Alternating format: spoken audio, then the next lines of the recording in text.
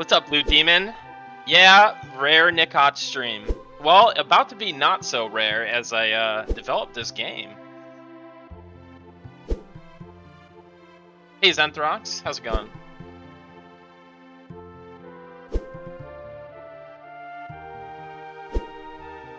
Once every 2 year stream. Well, I'm gonna try to do a twice a week stream, actually. But it'll be mostly game development. No good old HOTS days or anything like that. Hey, Ollie, how's it going? How's the sound levels? Is the music okay with the voice? Voice too loud? Voice is always too loud. I'm just a loud talker, so. Hey, how's it going, Shaggy? Good to see you. Oh, it's nice to see Sunors. How's it going? Man, all the HOTS people and PlanetSide people are coming out of the woodwork.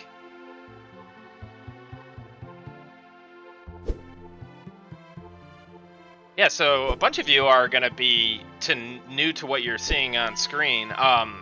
This is the MMORPG I'm working on called Monsters and Memories, which is highly inspired by EverQuest and early MMOs.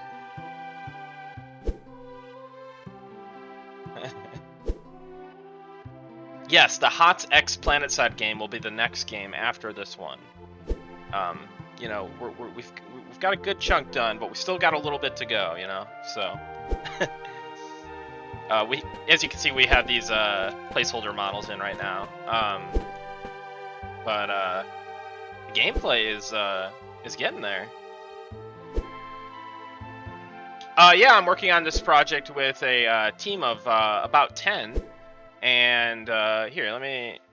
So, monsters and memories.com. Sorry, I don't have any like command set up for this or anything. But yeah, our team lead was a former EverQuest design lead, and he also worked on some other games, DCUO. He actually briefly was on the PlanetSide team and was going to be working on a PlanetSide 1.5 game, which is pretty cool. That's initially how I kind of linked up with him. I was curious about the PlanetSide stuff, and then we're just like, hey, let's make a game, because he was streaming EverQuest during COVID.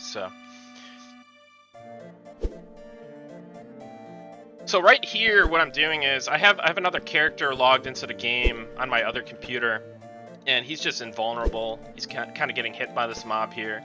So I was testing NPC abilities. You can see this NPC is kind of low on mana here, so I'm going to re-pop the zone. And that will give him full mana, and he's going to just path over here. There's a little pathing glitch. He should be walking straight down the hallway. But he's going to aggro... He's going to aggro him. He's going to cast a spell. Now let's see.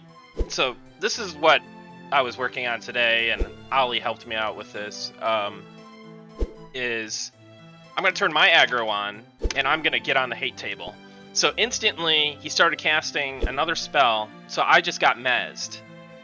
So basically, I just got crowd controlled. They won't ever cast that on the main tank, but whenever there's another player on the hate list there, he can cast mez on me. HOTS X PlanetSide, X EQ, X FIFA. Yeah, that would be a good combo. You have to get that all in on your game jam, Ollie. It's a true box. I actually have my other computer like on the other side of the room, logged in, and I just have this client invulnerable, so I can just run little tests with that character. So I turned my aggro back off, so I won't just stand here and mez the whole stream.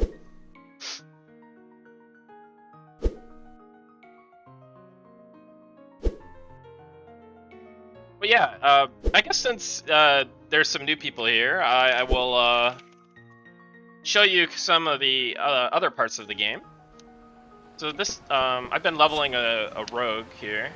Let me just memorize my spells. So as you can see, you know, very similar to EverQuest in its approach. And I'm gonna just put my spells on my bar and kill some stuff. Check out the desert area and desert city we've been working on.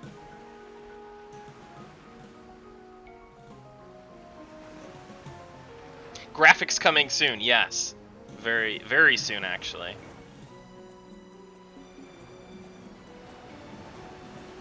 So, let me continue memorizing.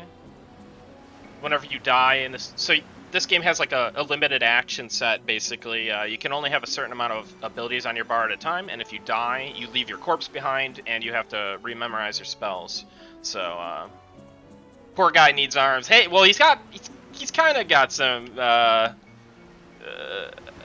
orbs. They're basically orbs.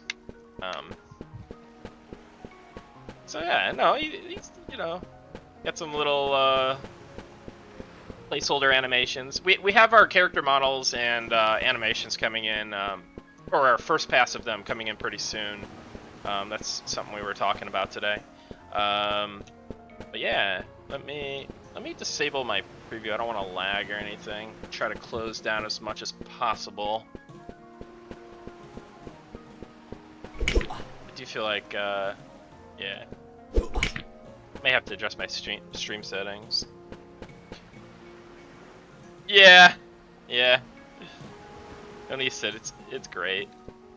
So yeah, I'm kind of overpowered for these mobs. So we actually have some models that are in. They're not animated right now, but we have like a snake. He should probably be on, like, not pathing into the ground so much there. That's decent though, not bad. So we have a little snake guy. We got let me do this. A little cheating. We have like a little bats. We're going for a low poly aesthetic. So you can kind of see, like, these mountains are really placeholder, and they need to be kind of like cleaned up a bit. But even so, like, you can see kind of we're going for a painted kind of stylized textures, and then yeah, like if you look at the ground, like you can kind of see it's lower poly and whatnot. But yeah, it's a style that we believe in, and a style that we believe can really work, especially with like using Unity's HDRP, beautifying the scene with like really nice like sunset, sunrise, lighting, fog, and settings like that. So atmospheric is the word I would use. And then here, let me go over to the water, show you. Do some of that. Turn my aggro off.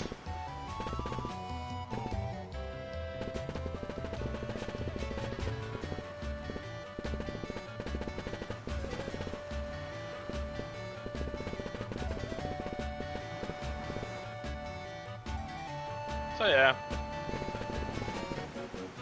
pretty cool. A lot of this is gonna be kind of redone and is placeholder, but this has been our test zone that we've been rolling with, and yeah, it's been good.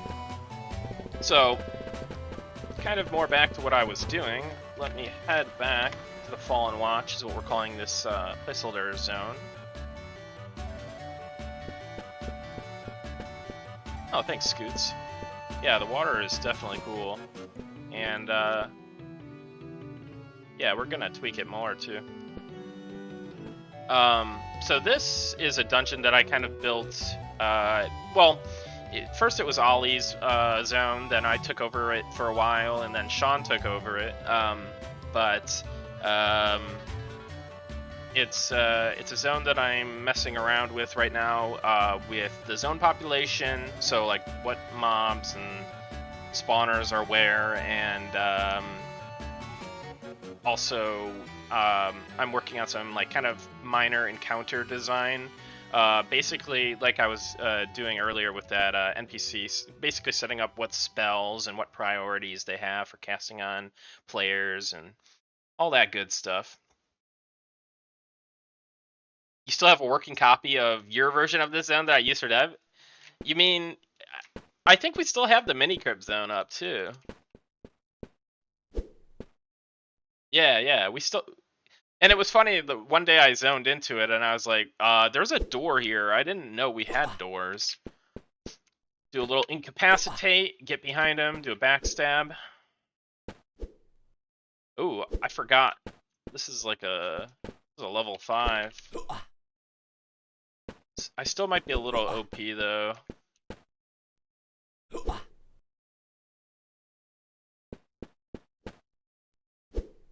But, you know, my regen is still pretty bad, so even if I do kill this, like, it's not like I'm gonna be chain killing or anything. So that's always good.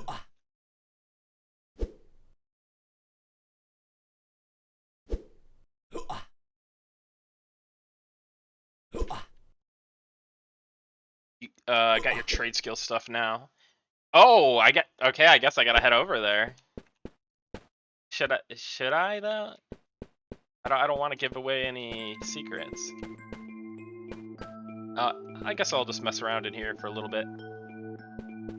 This is just a blue. It'll be pretty easy to kill. Still getting kind of chunked though. So the way I have the cooldown set up for Rogue at the moment is kind of the optimal play. Well, I should actually be using stealth. The optimal play would be something like this. Pop stealth. Gotta make sure you watch out for these patrols, I tell you. And you get behind the skeleton. Do a backstab. Gotta pull him back so in case the patrol comes, so I don't get aggroed. Okay, so I'm basically waiting. Yep. Do my incapacitate, turn off auto attack, backstab. Backstab missed.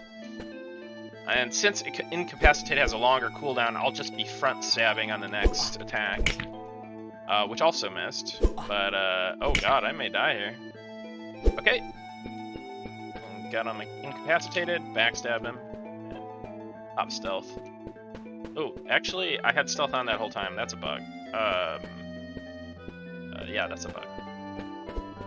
Well, I was getting hit, so it didn't really matter, but... Hey, how's it going, Ishuatari? Good to see ya. So, yeah, okay, so this is some gameplay. So what I've really been doing is messing with our spawner tools. So, I will do this, hop into the scene view, where I can kind of fly around. Then I will hit enable on this zone panel built-in editor thing that Ollie put together.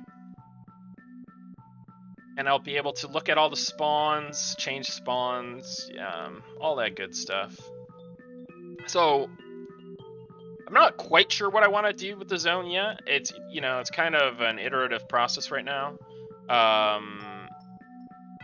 Let's see. So to make it easier to see what's going on in this zone, I'm going to turn off the sky and fog volume. Oh god. Oh god. I probably should end I'm going to end the scene first.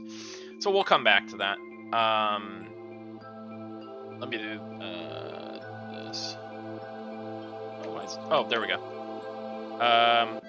So yeah, this is, you know, without any of the prettiness or colors and lighting and whatnot. So I can just kind of see the layouts of the rooms. But yeah, these are spawners. A mob will spawn here. This is like the Fallen Watch storage spawn. And then there will also be like a list of commands that are even visualized. So this is spawn 7. And its first command is to go to here.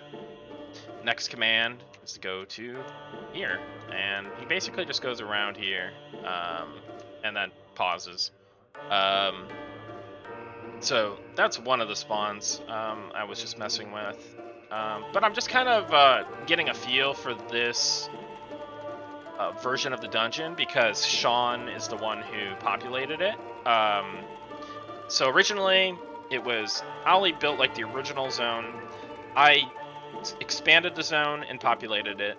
then Sean went in and added more to the zone and repopulated everything. So I'm just kind of getting used to what his spawns are in the dungeon, and finding little things that I can tweak or change.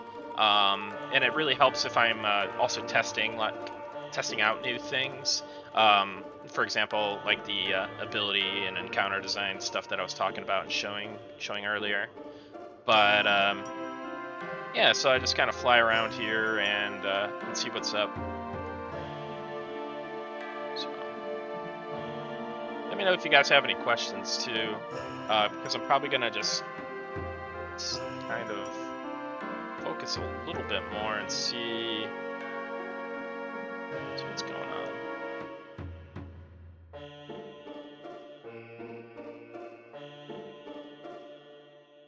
So one change I was just making, I'm gonna talk it out to you guys so I can kind of keep my own train of thought going. I actually have the database up on a second monitor, and I will actually be able to show you that. Let me pop it up. So we can see here. Sorry, go back to Unity real quick. So we can see here that we have these encounters called FW_scale guards. So let's copy that. Let's jump over into the database. All right, see you, Ollie. Take it easy. Have a good night. Thank you for the help today. Hey, Derpalurp 5040. Good to see you, by the way. Sorry I didn't respond earlier. Kentoris asks, Nikki Too Hottie, can we see some HOTS gameplay? You know what? I may do a HOTS stream at some point. I was thinking about it just today, actually. Maybe, you know, just a one-off stream now and again for some laughs. But I've been, you know, heads down grinding on this making this game, and it's just been a lot of fun. So anyways, let me see here. FW scale guards. Wait a second. That's weird. Am I looking at the wrong thing?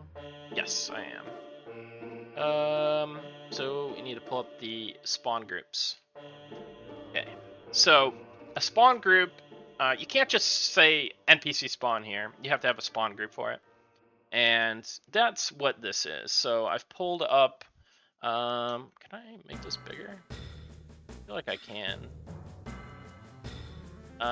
Anyways, so scale guards consist of just this level 3 skeleton. And so to get that kind of like old school EverQuest or, you know, other MMOs that didn't have areas so like curated to you know, a certain level range, like you might have like a blue con, then you may have like a yellow con or something along those lines.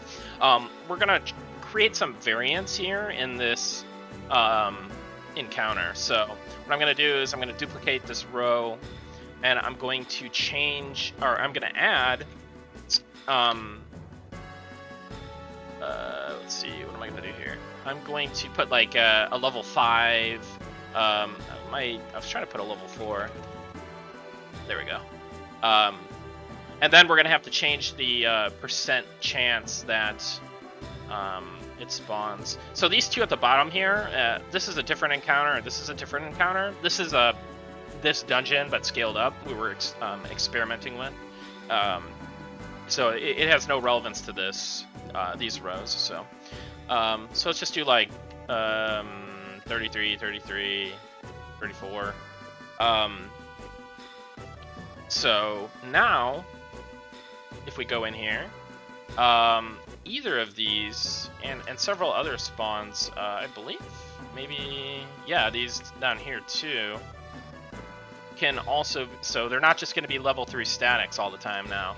They're going to be able to be level 3, 4, 5. So, you know, let's, you know, just for a sanity test, let's, you know, hop in and check that out. Sorry, I need to get the database out of the way. I'm going to do that a lot, where I forget to pull the database down and start messing with Unity. So whenever I do that, feel free to call me out. It's kind of janky having to work with 2 monitors and show that off in a stream setting. So, okay, so I logged into the server, but nothing's been changed yet because, so let me do aggro off, do a little stats on this. So yeah, as you can see, it's a level 3, and all these guys are going to be level 3s. We even have my cleric still getting beat on by that skeletal inquisitor NPC. So what I'm going to do is, we have this really handy command. Obviously, you know, you could repop in EverQuest, but this, like, I don't know, like, I'm not privy to how EverQuest worked in that way, but you can just like repop the zone and it will update like all the abilities, all the items. So it's really good for live testing and iteration. And this isn't a local server. This is the server that we're running. So basically, we could be running a group and we're like, wow, this ability is really broken. Let me, you know, take 2 seconds and just fix it, repop, and then we're good to go and we're testing. There's no server down, server up. So yeah. Okay, so perfect. This was originally only a level 3 spawn, but now, as we can see here, it's a yellow con at level... I'm level 4. And then we can even run a stats command on it to confirm, yeah, this is a level 5. It even says the FW underscore skeleton underscore 05. So that's just one little minor change that I want to enact in this dungeon. So, you know, we can kind of poke our heads around and just see what's kind of going on in here.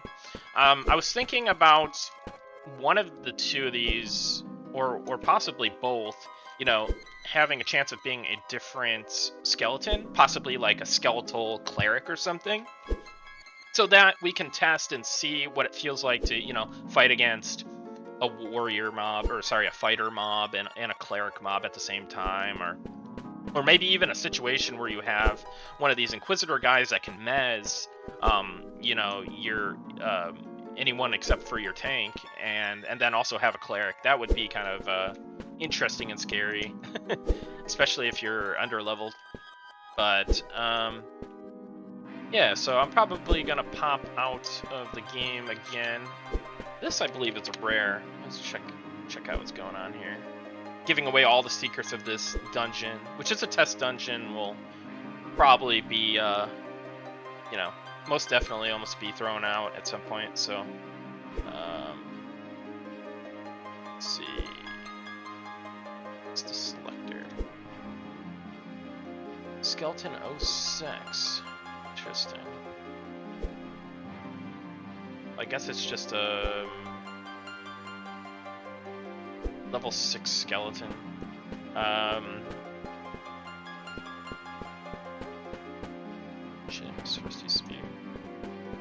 Yes, I am 2-boxing, but my computer's like across the room, so I can't even like easily do anything about it. I need to get my laptop like right next to me so I can more easily test. But yeah. All right, so I think I have an idea.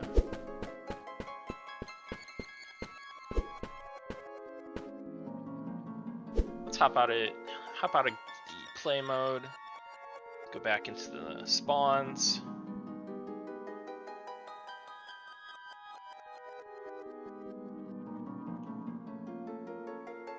And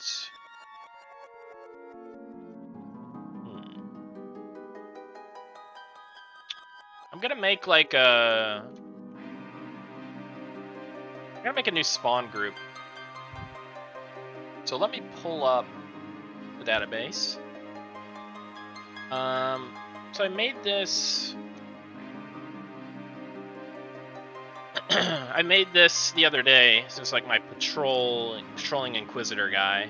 So we're gonna take this and repurpose it. We'll duplicate this. we'll say this is like FW random caster. This might be too long of a. No, that's good. And then we're gonna have the Inquisitor in there, and we're gonna also want a cleric. So let me just see. Do we even have a cleric? Skeletal cleric of anything going on? Okay, we have a Mendes and cleric. That's a bit high level there. So I think what I'm gonna do, and it's obviously not a skeleton. I'm gonna take a look at what we have for skeletons, and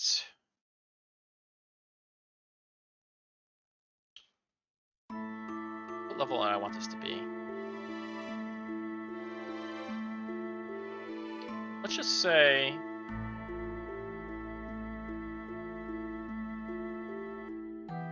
fine. That's too long. Hold on a second. These IDs can be a little restrictive on their character length. That's still too long? Okay, I'll do this. Change its name. Then I'm gonna also duplicate this. Add a 6 there. And then change it to level 6. So I have like a, you know, it can't hurt to have a level 7 one, right?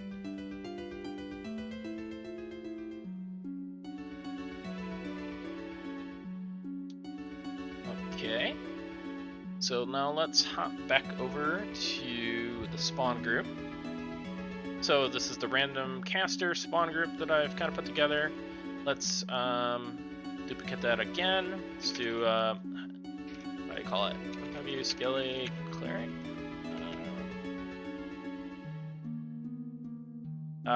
This is annoying. Usually I could just like type it in. Let's see. Let me take a look at this again.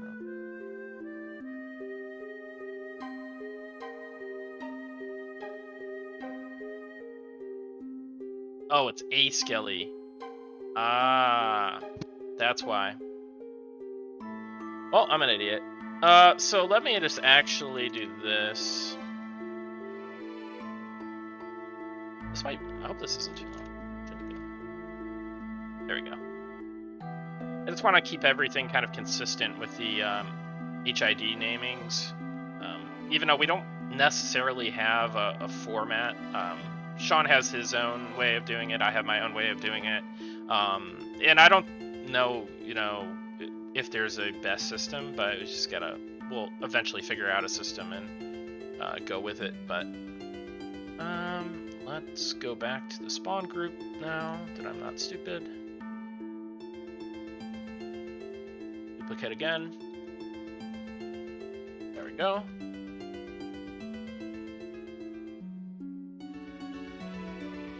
Now they're all next to each other, which is nice.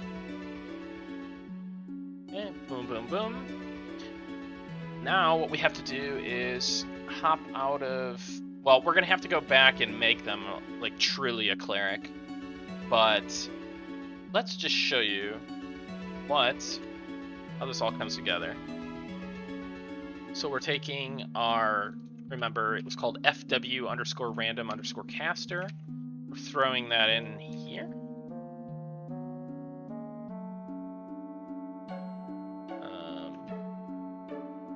Oh, sorry.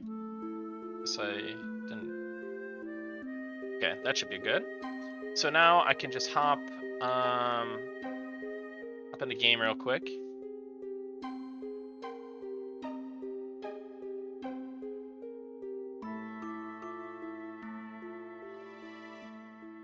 By the way, please feel free to ask any questions about any of this. I'm totally an open book. Or if you have like questions about classes or anything at all, honestly, Monsters and Memories related. I've been doing a lot of the design stuff, and oh, let me aggro off there before I get killed. So you'll see it as as I aggro off, mobs go home at different, random intervals. So you can kind of have that almost EQ style. Well, definitely kind of EQ style, like splitting and whatnot. So let's do a quick repop. And success. So we have an Inquisitor here, but let's see what happens if we repop again. Inquisitor. Uh-oh. Do I have a logic fail here somewhere? So... yes. Okay, I know what I forgot to do. Let me show you what I forgot to do. Alright. Pulling this up. So we have our random caster spawn group. Does anyone care to tell me what's wrong here? 100 points in the chat to tell me to fix my bug. Sorry, I gotta take a sip of water.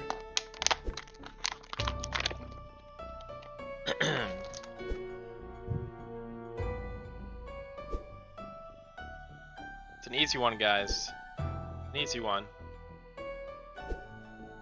Anyways. Basically what I did is the chance is all set to 100%, so that can't be good. So we got to split these up. So there's 5 of them. Oh, what the hell is this? Skeleton 15.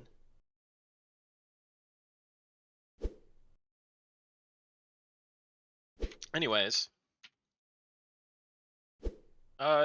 you know what? Actually, let's do 25 and just get rid of this.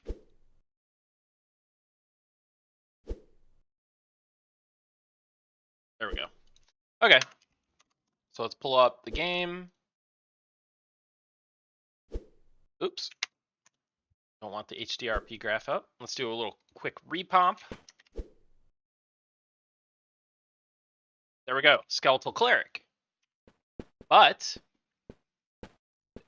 abilities available, none. Abilities on cooldown, none. So it's not really a cleric. Is it even a cleric NPC? So bad at reading our stats. Does it show class? Is that missing? Does it not actually show?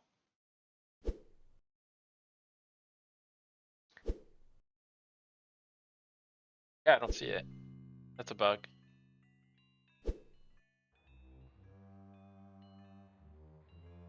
Hey, how's it going, Goblin?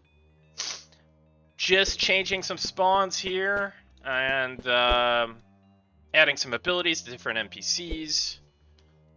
Just a quick little rundown. But I just found a bug. I don't want to pull up my browser in case I got anything bad in here, but yeah, I'll put that bug in later. It's fine. But I want to show you like my bug workflow at some point too. I just didn't prep it for this stream, and I want to make sure that it's safe and I don't leak anything or anything like that. So I'll show that later. But anyways, so we have this cleric NPC now. So let's pull up the DB again. And what are we going to do here? Let's take a look at the abilities and ability lists. We have our NPC abilities. Let's see, do we have anything heal? We have some complete heals here. So those NPCs. Complete heal, what do we have here? Okay, so I have like a Lobi Shaman, basically spell loadout. So I'm gonna repurpose that. Say Lobi Cleric. We'll keep the lesser heal on there, but we'll also do. I have a another thing I can repurpose here real quick. for? Ah, yes. We have the Night Harbor Guard list here. So what I'm gonna do is duplicate that. I'm gonna change it to also be Lobby Cleric. This is gonna yell at me, I think. Oh wait, no, maybe not. No, it's fine.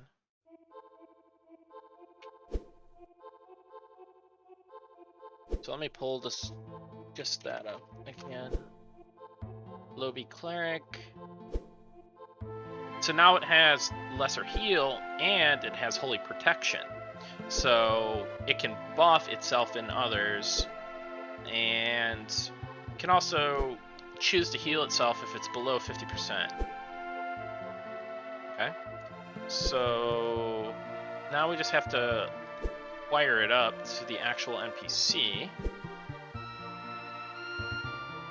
Let's just pull skeletal, what do we call it? FW Skelly Claire?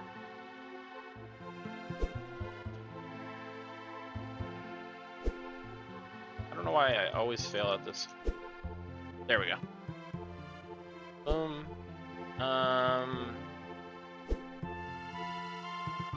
So we're gonna do, oh, the ability list, what was it called? Lobby Cleric. Okay. So, Lobby Cleric. Let's duplicate. So we want it also to be on the level 6 and level 7 versions. Boom, boom, boom. Now we should be ready, unless I'm mistaken. Let's repop. Okay, it was an Inquisitor that time. Let's repop again. Here's a Cleric. Oop. Let's see what he does. Oh! What is he doing? He's casting Holy Protection. Oh my god. I got the database up. Oh my god. You guys, this is gonna happen a lot. I'm sorry. I apologize. You guys missed all the glory. Alright. Repop. Repop. There we go. Cleric spawned. Let's take a show again. Okay, there he goes. He's casting Holy Protection, which is the level 1 Cleric buff. And now he's casting it again on his buddy. This is pretty cool. I guess he's not in line of sight of that ghastly cook, or he'd probably buff him too. Did he turn around? Oh no, he's facing forward. So that's something to consider. This ghastly cook should walk into line of sight a little bit more, so he gets buffed. And hell, he could have buffs of his own that he's gonna cast on these dudes. So, you know, this is the kind of like, this is design iteration, right? Like we've already designed something. Now let's iterate. Let's find all the little odds and ends that we can get out of the design. So that's kind of why I'm in here and doing what I'm doing. And you know, I don't really have like a set like goal yet, but I guess my goal is just making improvements, you know, whatever they may be. And sometimes it requires testing and just jumping in and looking around and getting a feel for everything. Is this working out right, or is it not?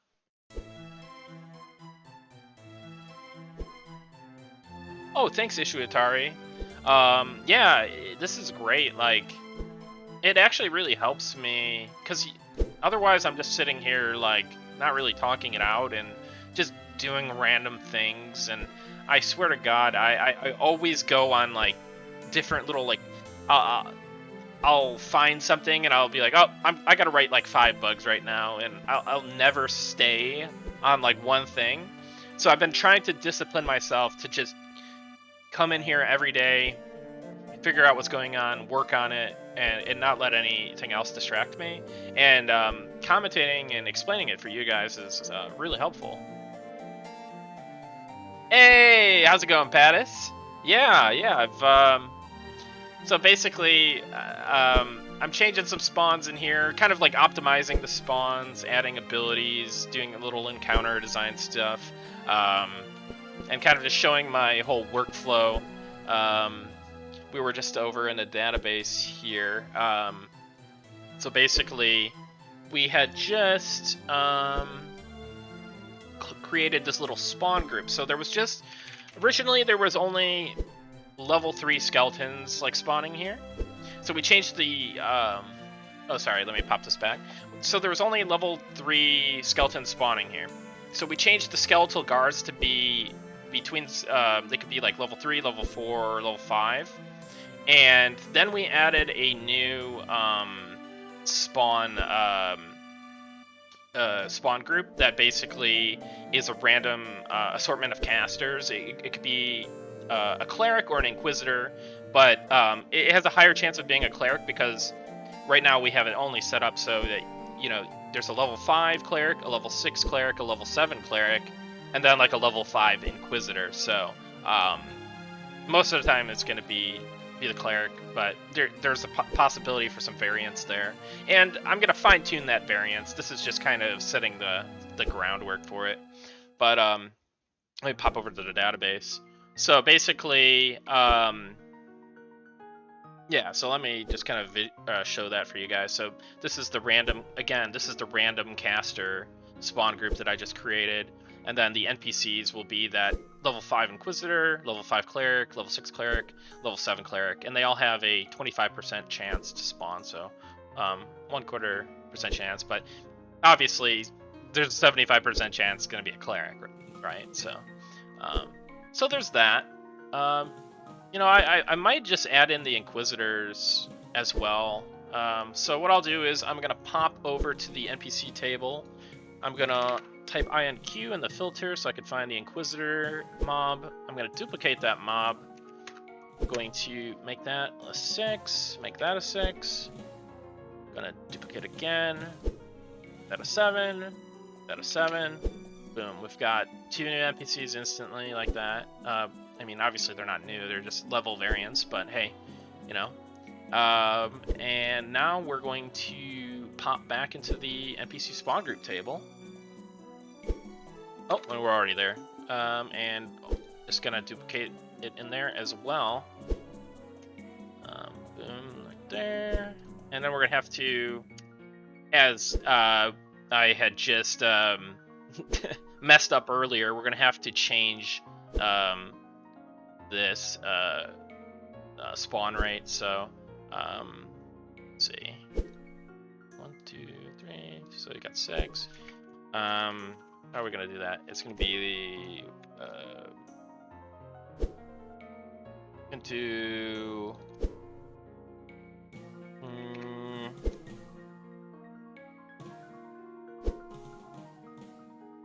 I guess like this maybe. And then like okay.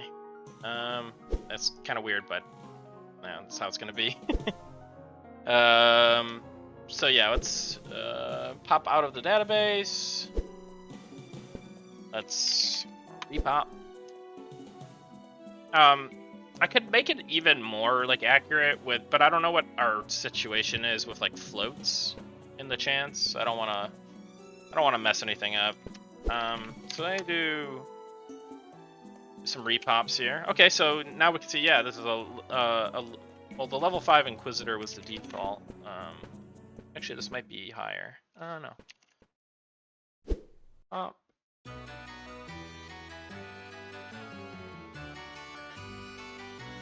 Okay, stats.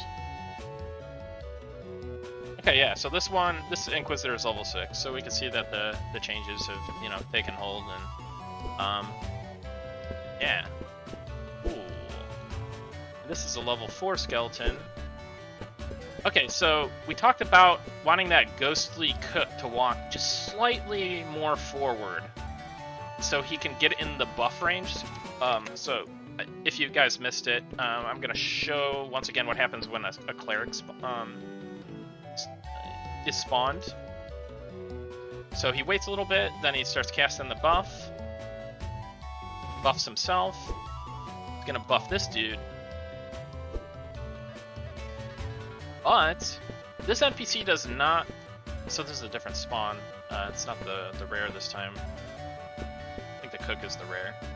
but he doesn't walk far enough to get in the line of sight to get buffed. So we're gonna change that, because it's kind of cool to have that cross-pollination with buffs in a zone. Like, it's always cool, like having like in EverQuest like a mob that can sow, and then like this mob is maybe like a patrol that's going all over the zone, and suddenly this patrol is now sowed because, you know, he couldn't cast sow necessarily, but he walked by somebody who could, and now, you know, it just makes it feel a little bit more dynamic and interesting like that. So what we're gonna do is, oh man, I gotta take some water. But we're gonna pop out of the play mode, and we're going to jump back into zone panel. Now, zone panel is something that Ali created, and it's integrated with Unity. There's still some quirks with it. We haven't worked on it for a while, but it's gotten to a place where it's good enough for a lot of the stuff that we're doing right now. And I always put in like bugs or different kind of enhancement requests in our issue database that kind of we can do to improve things, but right now it's in decent shape. There's definitely some quirks though. So to make this a little bit easier to see, we're gonna turn off the beauty. Ugh, it's so not as cool, but it's a lot easier to see everything. So we're going to pop over here. So this is where the kind of origin of that NPC that we're talking about, where it patrols to. Starts here, facing this way, actually. And the first thing he does is I can pull this down here in the hierarchy, and I can actually double click on it, but it actually doesn't really send me to the most ideal spot all the time. So sometimes I just look where it's selected. So he goes here, then he obviously goes here. After that, he pauses for 30, and then does go home. I'm not sure if go home is working correctly. I may remove go home. I mean, well, I'll leave it in for now, because all we're doing is changing this go-to position. So we can even just click on it like it's an object in Unity, and then we can just like move it. So we'll move it right. I guess, let's see. Yeah, I mean, that should be fine. We'll make sure it looks aesthetically pleasing in game, but oh, close this junk. So what was this spawn again? Sorry. 34. So now that we've we've moved this, we need to hop into the inspector for that spawner. And what we're gonna have to do is, so this was the index 2 go to. We're gonna hit get position. Oh wait, what? Did that not? Uh-oh. Something is amiss. Let me... yeah, let me undo that just for sanity. All right, so here's another thing we can do. I can actually just hit like create at click, and it'll do that. And then as you can see, it's like orange now, so that means it's been updated. So then I just click save. And now it will save this to the database.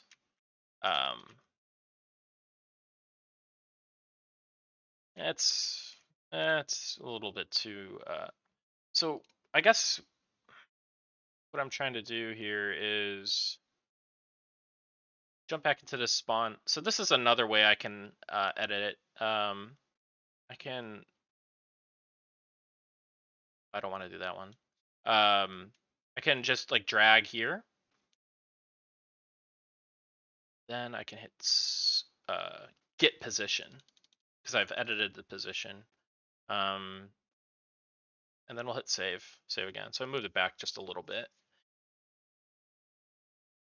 Is that Matoya's Cave, like the Froglock Shaman Roamers in TT? I can't say that it is, but I appreciate it.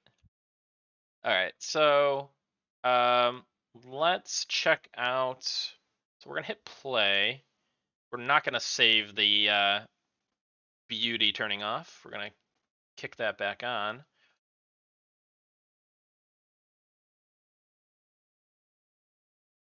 Peta says, this reminds me I need to fix an NPC in the Necro area who is now in that cave system after your stream earlier. Yeah. Yeah, man. Oh, were you messing with the spawns? Yeah, we should chat about it. Oh god, aggro off, please. Okay. So yeah, this is the old position he used to walk up to. Which isn't far enough. Well, we're gonna do a little repop. Let's see what happens. Let's do this. I'll run faster. Oh, it's a gelatinous cube this time, I think. Made this little guy like 2 seconds. Oh, but it's not a cleric this time, so that's the issue here. Oh, why am I saying cast repop? Repop. It's an inquisitor. It's an inquisitor. Cleric. Okay. Let's make sure he still buffs his buddy. Him and his buddy. Yep. There goes. Moved the wall and fixed that cliff, but it moved into an area that had a spawn from the necro area. Gotcha. Okay, is he going to cast? That's the $1 million question. I kind of think he isn't, and I'll explain why. Faction.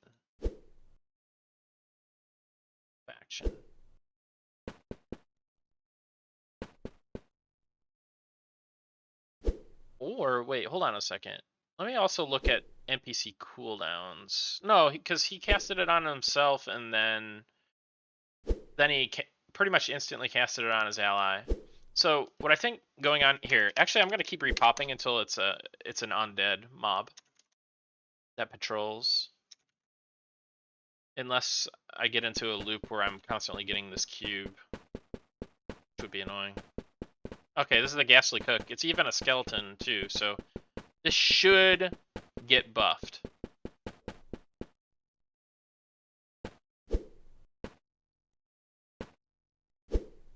Yep.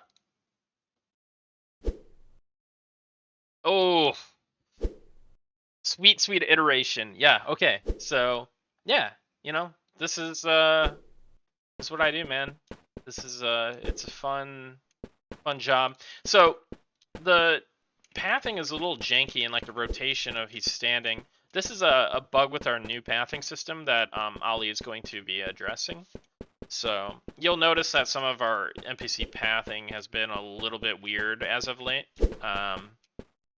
And oh man, all right, let me show you, because I'm sure some of you didn't see this at the beginning of the stream. So I've been working on a new NPC type based off the Inquisitor class, and so let me turn my aggro off.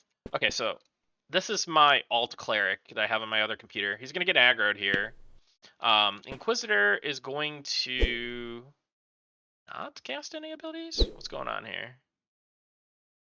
Oh, there we go. I might have to adjust that. That was taking a little bit too long. But this is the cool part. Let me put my aggro on, get into range. He's casting a spell. He's casting Mesmerize. I've been mezzed. So as soon as this NPC has a second target on its hate list, it will cast Mez on them.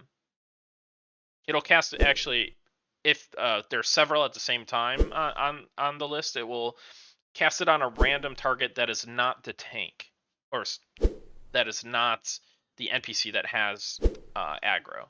So yeah, that's one of the things I was working on earlier. And yeah, I'm pretty psyched. So look, I just got out of Mez, and look, I set the cooldown very similar to what Mez's cooldown is, so or duration is. So when that Mez is wearing off, there's going to be another Mez going out, and we could even make this a lot more aggressive, and for certain more difficult encounters. But yeah, it's pretty cool stuff. Yeah. So I'm just mezzed here forever. I'm gonna. Well, I guess the skeleton's out of mana, so um.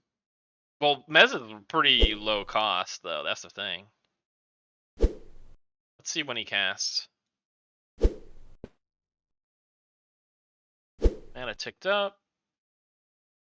And I wonder how being out of mana interacts with the mob's ability cooldown. So mobs, you can kind of define their cooldowns separately from the ability's actual cooldown.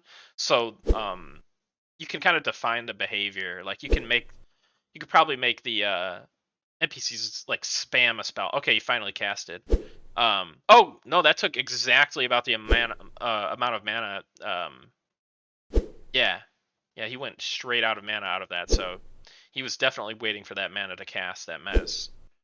But yeah, I just wonder how um, NPC ability cooldowns may interact with being out of mana or whatnot.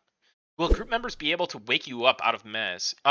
Not with any, like you can't hit your group mate, right? So you would have to use a dispel.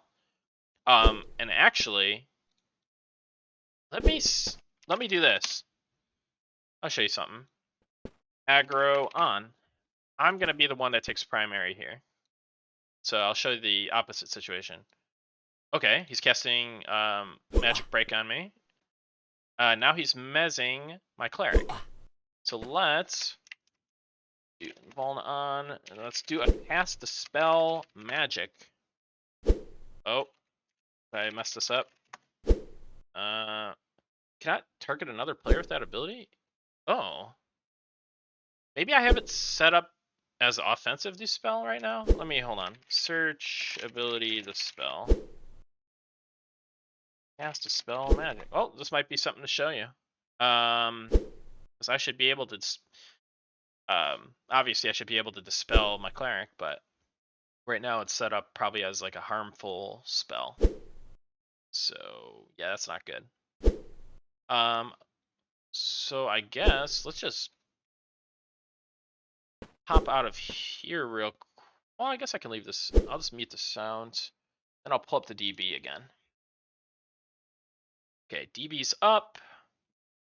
Let us take a look what's going on with the old spell magic. So ability, let's filter dispel magic, and yes, category HID is HRM, which means harmful. Let's make that beneficial. It's easy as that. Let's see what happens. Repop. Aggro on. We're going to be taking initial aggro again, so we're not the mez target. Make sure our invulnerability's on, so I don't get interrupted. Okay. He's been mezzed. Let's do a cast dispel magic. Yep, it's casting this time. Wait. Hit cleric's magic resistance return. Oh, that's because it's no longer. Oh wait, it's just said I feel dispelled. Okay, that's what's going on. So this is set as like, is this set as like a either that? No, because it ability hit benefit mine. So there is probably another data issue going on here. Let me see what's going on. Let me pull up the DB again.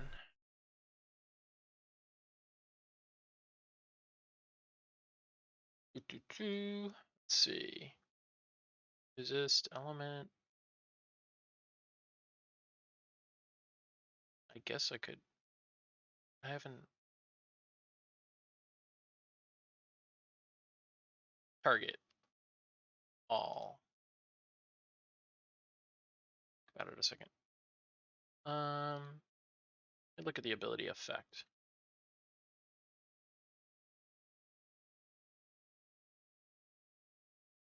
Target. Why would that be?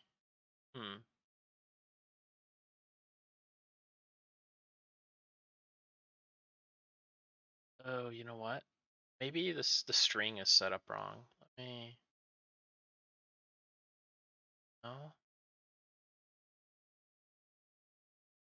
Oh yeah. Actually, let me take a look at the buff as well. The buff being mesmerize. The spell HID is set up for magic. That's right.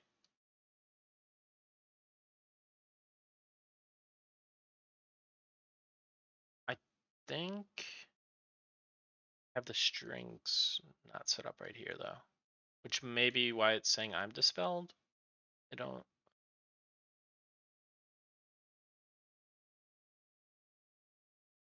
I always forget what player hit. So you're. Yeah. Player hit should be. Yeah.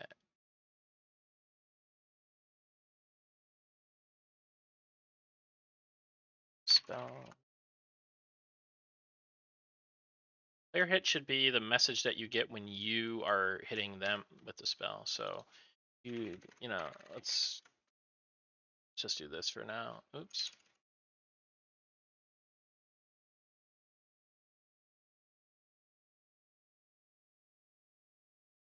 See what happens. Let me see if this fixes the text issue at least.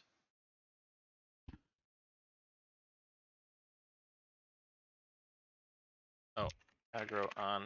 I think I messed this up. Yeah. Oh no, I didn't. That's the spell magic.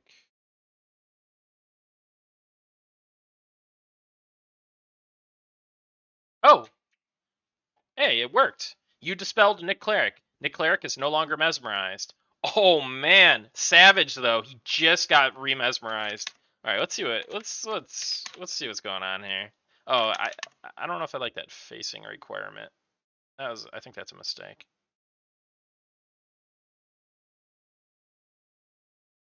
There will be facing a requirement on certain spells, but I don't know about this spell. So let's see what happens here. I think he might be too low mana to cast Mez now. But yeah, as you can see, Dispel Magic is in the game. It's working. You can dispel your fellow group mates. Well, anyone really. Defensively. We're going to make sure that it's a little bit more challenging to grief people. One thing that I kind of have a gripe with in EQ is how dispels are set up. There are some merits to how it's set up, and we're gonna try to like make sure to preserve those in certain ways. But we also want to make it a better quality of life for dispelling people. And as you can see, so this is a little idea I had that Ollie was able to implement. I'm debuffed. Okay, so yeah, you can see my cleric was mezzed obviously, and the health bar turned to purple. So kind of like that old school like Diablo, like oh your health globe turns green when you're poisoned, or this is to kind of cut down on the clutter. Not to say we won't have buff or debuff icons, but if we didn't for some reason, we are already telegraphing that as you can see, yeah, it just got mezzed and now the bar is purple. So the reason my bar is purple is I have Magic Break, which is a magic debuff, basically. Magic resist debuff in EQ that, you know, it'd be Tash or whatever. So, and it's going to last on me for a really long time. But if I dispel, I feel dispelled. Oh, Wait. Oh, you know what happened? It's not just defensive dispel right now. I dispelled my my like boots of speed buff. Oh my god. I always do that. I'm sorry. Okay. I have to just explain what just happened again. Oh my god. I apologize. I need to pay more attention. Yeah, that's my bad. That's not going to be the first time that happens. Or the last time. All right. So let me just show it again. I got aggroed. I've been debuffed by the magic resist, so I'm purple now. My well, that's weird. Oh, I guess my cleric must have resisted. No, it said no longer masked. Oh, you know what? He was probably already masked from the repop, maybe? I don't know. Anyways, so he's masked. Cast the spell magic. Sorry, I gotta be facing. Boom. Been dispelled. And his bar turns back to red. But as I said, Savage, the Inquisitor is quick to remez in that. I don't know if it's because I don't think it's because his mez broke. I think it was just a coincidence on the timing of it. So yep. So I will spell myself now, and boom, yep. Health bars turn back to red.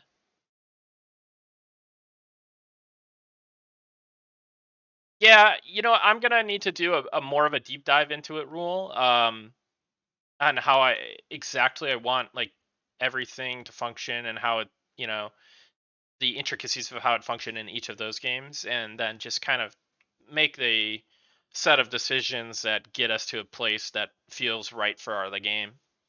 Hey, Mary Bathtub, how's it going?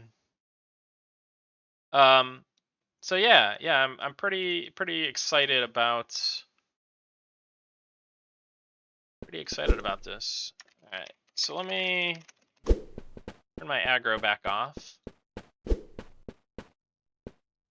And yeah, like I said before, when we were doing the changes over here, this cleric will not buff this gelatinous cube because of faction. Basically, cube. If you're a cube race in the game, you're only like neutral with skeleton or with the undead. So I get, yeah, I guess you just won't buff this guy. But if you were to repop, hey, how's it going, Chibi? Good to see you in the chat. Yeah, if you do repop, we'll see that the skeleton buffs him. He buffs his buddy over here. Oh, well, I guess a cube didn't spawn. But you'll see, yeah, he gets buffed here. Perfect. Okay, so that's working how I want it.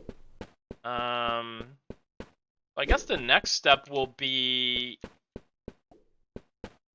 I'm still not, like, 100% happy with how this is set up, this room. I may want this to also potentially be a guard or, you know, something along those lines, but improvements have been made. Let's move on to the next room so we can kind of prove out more ideas.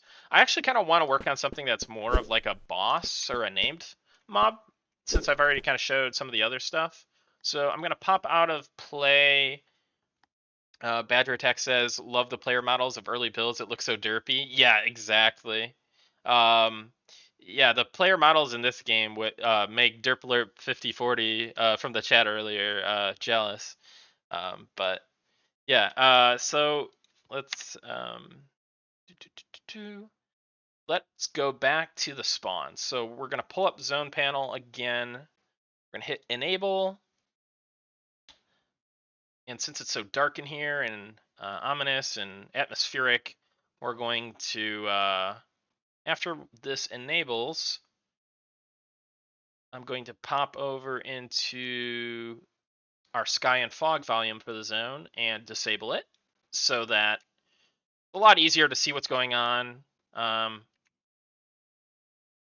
And I can kind of just evaluate what's going on here. But actually, let's head over to this kind of like boss room that Sean had set up.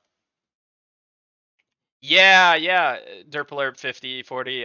Badger Attack said that the models looked the early models in when in game development look really derpy, and I said, yeah, these models would make Derp Alert 5040 jealous. Rule says best monsters just glowy eyes and very dark rooms. Yeah. So that's like one of the things that we want to key in on with our game is just like atmosphere and like scary glowy things in the dark. And with the modern technology that Unity offers, that's going to be more than possible. So we have some cool ideas, not just for like creepiness, but also like maybe in like the city, some of the windows are like glowing and stuff like that at night. So stay tuned on that department. But okay, so let's examine what this room is all about. So since I've worked on these two NPCs out here, they're kind of like these big, larger skeletons that will complete heal. Actually, I just wanted to see how it felt. The mobs having complete heal.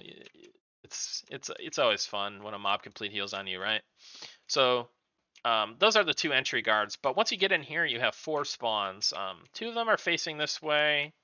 You have this one in the back facing out, and this one in the middle of the 2 facing in. So let's check out what spawns they are. So we got, it's called FW Sky Chamber. So all 3 of these are going to be Sky Chamber spawns. So let's check out what that actually is. Let's open a database. Let's do NPC spawn group, because that is an ID for a spawn group. We're gonna do FW Sky Chamber. Well, we're gonna type that in as a filter. Okay, so we have discovered that the Sky Chamber spawns are level 8 skeleton wizards. A 100% chance. Okay, well, we can leave that for now. Let's see what the other thing is. Let's hide the database again, and then we have FW Sky Rare Day and FW Sky Rare Night. So basically, let's again hop into the database and see what those are. Let's type FW Sky Rare, and we can see that ignore these, but this top 4 rows is what we're looking for. So we could see that during the day, there's a 50% chance, and I modified these. It's actually supposed to be 90-10 according to Sean's design. I will probably fall somewhere in like a happy, I don't know. Well, actually, we'll have to figure that out. But 50-50 right now. So it can either be the wizard or it can be FW Ilya. And at nighttime, it can be FW Skelly Wit, so the wizard again, or the night version of Ilya. So I guess there's 2 versions of this spawn, or what this NPC is. So let's head over to the NPC table. Let's click, not click. Let's filter and say FW Ilya. Oh, I spelled this wrong. How do you spell it? Ilya. Okay. So it looks like Ilya is a skeleton fighter, and then the night version is a fire elemental. And let's see what levels. They're both going to be level 10, so that's pretty interesting. Now I think we talked about maybe like doing something with like the skylight, if depending if it's day or night, possibly adding or changing a spawn in here. So I think that's where the idea comes from, and I think that's cool. My only question is, I guess my question would be like, are they meant to be the same strength? Is it more like a flavor thing, or is it like different items? Like, so I don't know the design intent here. So I'm probably maybe just gonna work on one of the two, and I think I'm gonna choose to work on the night version. So what I'm gonna do is I'm gonna pop back over to the spawn group. Um, yeah. I'm gonna pop over to the spawn group, and no, that's not what I'm gonna do. I'm going to hop over to Unity, and I'm going to change Ilias spawner to be both the night version. So we'll hit save. Then I'm going to. So sorry, let me catch up on chat. What's my favorite part of my game? Our game. My favorite part is that we're preserving, old school MMO gameplay. I think that's the best part for me. Rule says maybe even give shadows if you bring in light sources and only way to see them. Yeah, that was one idea. Make it so they can see each other's, never themselves. It's like a Befallen-esque dungeon.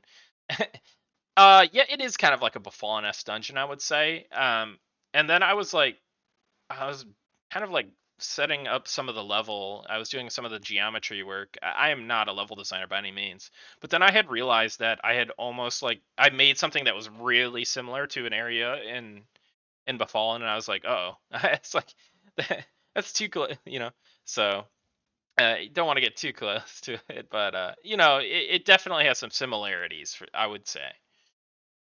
How far along is this percentage wise? I would say it's kind of hard to determine percentage. I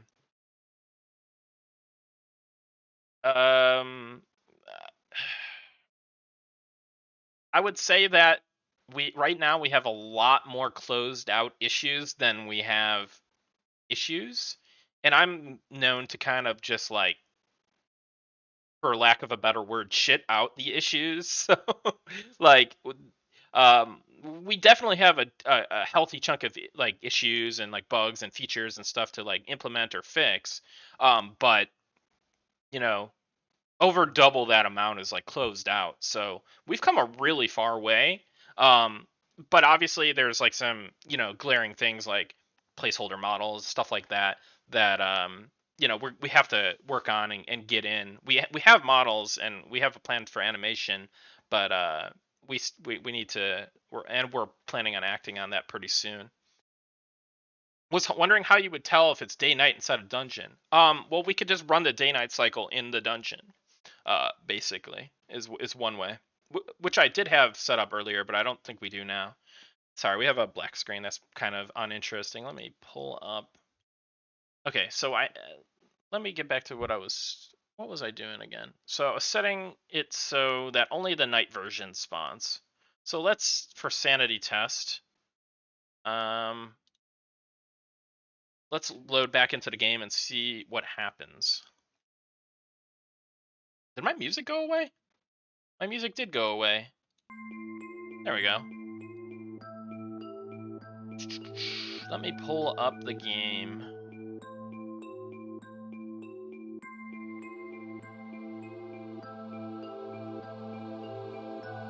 Pull my rogue. My poor cleric is still getting beat on endlessly. Turn my aggro off. Oh god. Alright, I'll help you out, buddy. Boom. Okay. Let me run really fast.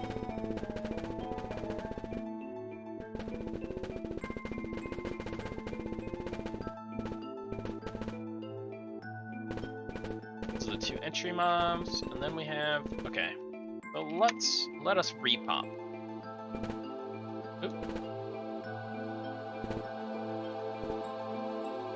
Wait a second there so I don't rubber band. Okay, so there we got our named mob, Sky Seer Ilya. Large fire elemental. So that's cool. I like that idea. So I think there's something we could play with here. That's oh man. I'm just thinking of ways to like troll players right now, like with this encounter. Like, so one thing I definitely want to make group content, especially like the names, play a little bit more challenging. Like, I don't want this to be a mechanically intensive, like super mechanically intensive game or anything, but like I still want you to like have to kind of adjust to certain things. So, let me see. Okay, so let's go back to the database. Let's see. Is there any abilities in yet? Oh, you know what? Actually, let's go back to Unity. We could just do this. Stats.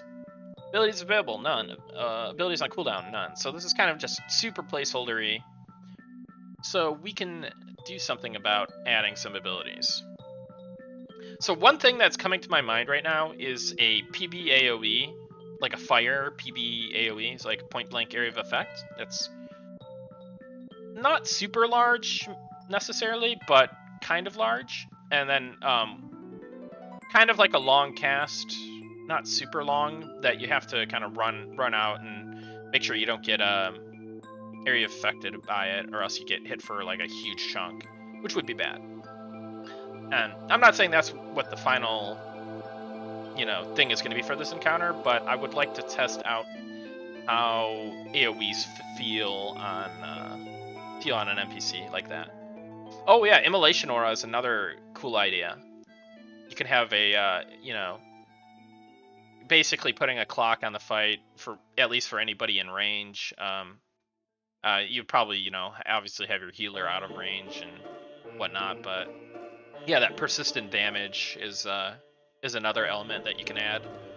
But for right now, let's see. Since I'm kind of working on like how the spells cast, I'm gonna check out how it feels to throw on like yeah, that PB AoE or something. So let's hop over to the DB. So again, I'm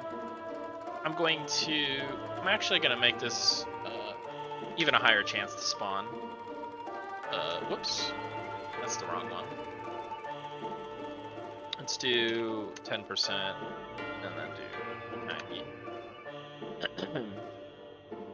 So, very high chance of that spawning for testing purposes. Excuse me, I have to take some water.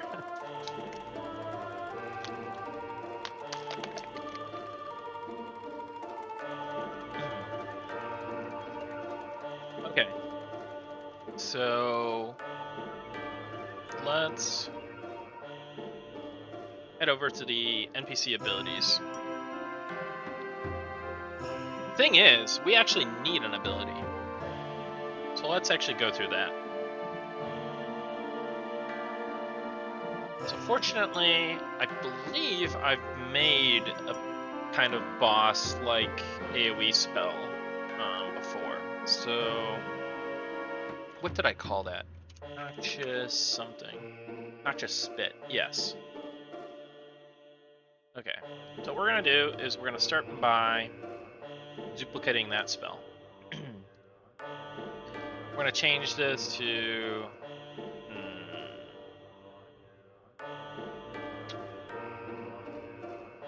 we gotta think about this for a second. What do I want this to be?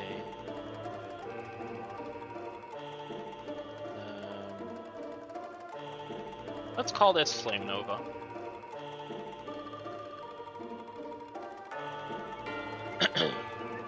Okay, we're gonna change it to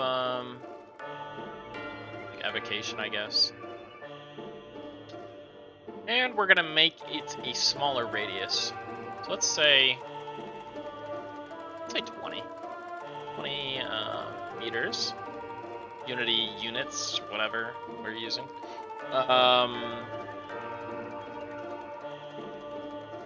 Let's keep tabbing over. We're gonna have to change the cooldown ID to Flame Nova. Let me just use this. I hate tab. For this at least.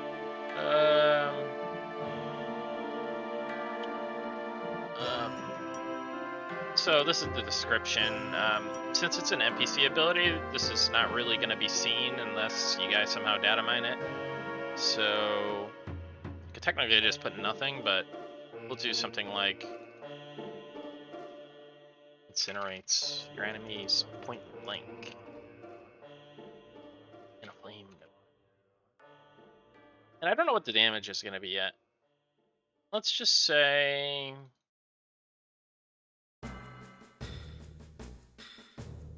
I don't want to make this kind of deadly. We'll go on the more deadly side at first. Okay. Now, thing is, Noxious Spit didn't have a cast time, so we're going to have to change that from 0 to... make it kind of forgiving. 6 seconds.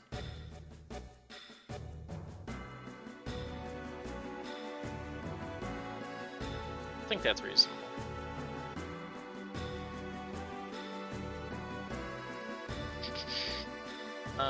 Cooldown.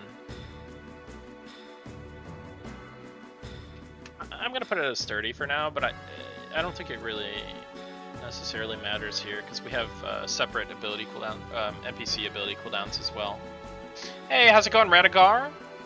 Yeah, it's the first stream in a long time, and I'm just doing some design work here in the database for good old Monsters and Memories. Let's see.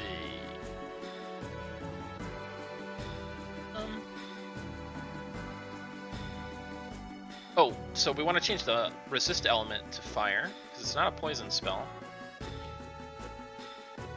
I have a resist modifier for that other spell, but I'm going to change this to 0.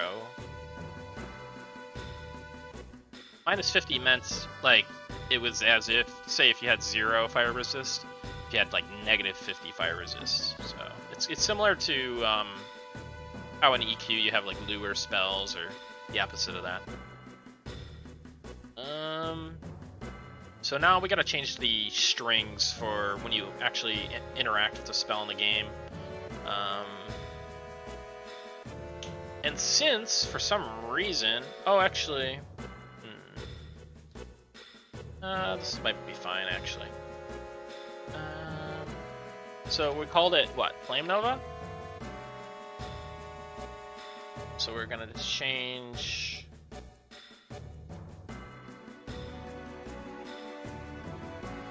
these strings.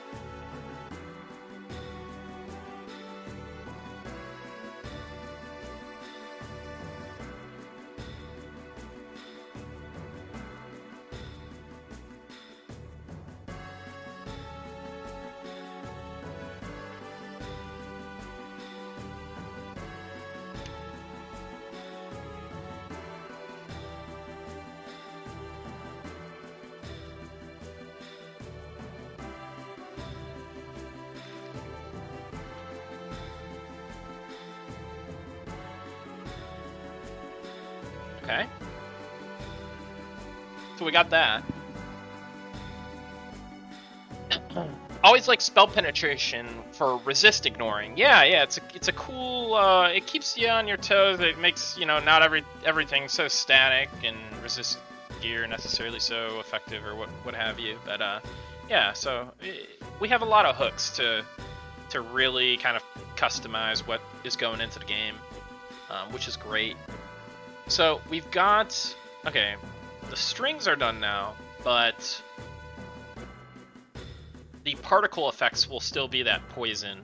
So let me take a look at what we have for particles that are fire-based. I think we actually...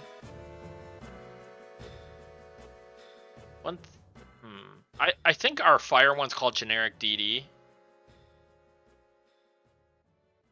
And then we have generic DD hand, generic DD... Okay, so what I'm going to do is...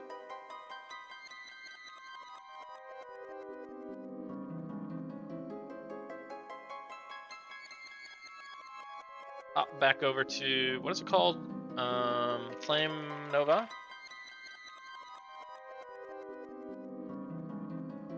Oh, it's hands. generic EV.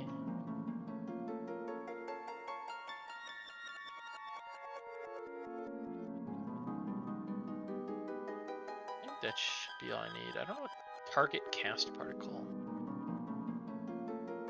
Oh, that particle would be showing up on the target maybe while you're being casted on. That's interesting. This is an AoE spell, so that could be an interesting hook to use. So let's get to the icon HID, which will change to fire. Again, it shouldn't really matter too much because it's not a player-facing spell. It's an NPC ability. Now we set it. Okay, so this is another thing you can do is you can set what spells is on what class and whatnot. Maybe I won't show you all that because it'll give too much away or not enough. So let's head over to the ability effect table. So once you have an ability set up, what you basically have to do is create an ability effect. So we had, for example, that Noxious Spit spell, which had two components to it. It had a 50 damage, AoE nuke, and then it had a buff, a harmful buff called Noxious Spit, so a dot component as well. And all dots, any kind of effect needs buff and buff effect as well. But since this is just going to be a direct damage AoE spell, that's that, we're going to duplicate that part of the Noxious Spit spell. We're going to call it Flame Nova up here. We're going to change that 50 damage to 200 damage. And we're going to say it's fire. Okay. Now we have to wire this up and get it actually on this NPC. So we're going to go to the NPC ability table. We're going to pull up. Skyseer doesn't have anything, so we can't really pull anything up. So we're actually going to have to first create an ability list before we create the NPC ability table thing. So how did I set up Noxious Spit? Oh, this is... Huh. That's meant to be Noxious Spit. I changed something. Oops. There we go. Anyways, let's duplicate that. Let's call it Flame Nova. Attach Flame Nova ability to it. Make it like number 1 ID because that's the only spell we have on it right now.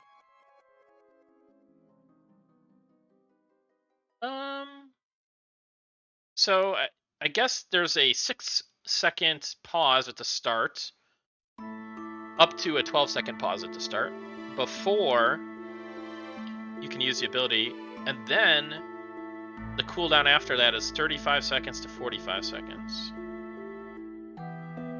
I want to change that to 30 to 40. To cadence of that ability. So, alright. Sanity check. Let's see if I forgot anything. Oh, I already know what I forgot. Back to the database. NPC ability. So what we're going to do is... let's just insert a row. We're going to pull up the NPC. What was this called? Okay, FW Ilya Knight. It's the NPC. Now let's add the list to it, which we called Flame Nova. That's actually a bad name for the list. I'm going to change that right now. Let me go back. Flame Nova. We're going to call this Skyseer.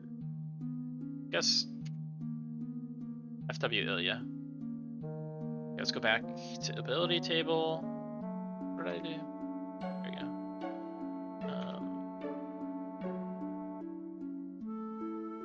W Ilya. Okay. perfect. Should be good. Let's do a sanity check. Let's get into game. Let's repop the zone. Do a stats. Abilities available. Flame Nova. Interesting. Hold on a second. Just for fun, let's kill these guys. Try to set my level. Yeah. Okay. Let's see what happens here. Aggro on. Ha! Can you beat me in my true form? I don't know. If I stand in range, oh my god, I'm an idiot. I'm truly an idiot. I turned invulnerability on. But I did get hit by the spell. Let's turn invulnerability off.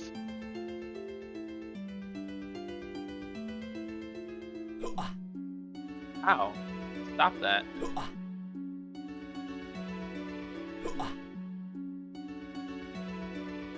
And this guy will definitely hit harder too, I think. I think there's something messed up with our, like, changing some of the damage stuff. Actually, that's not true. Some of it works. I gotta just kind of review which is working, which isn't. So let's see what happens here. So this has been kind of a long time,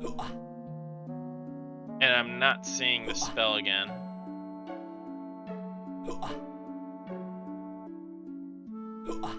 So this, let me see what's going on. Oh, here it comes.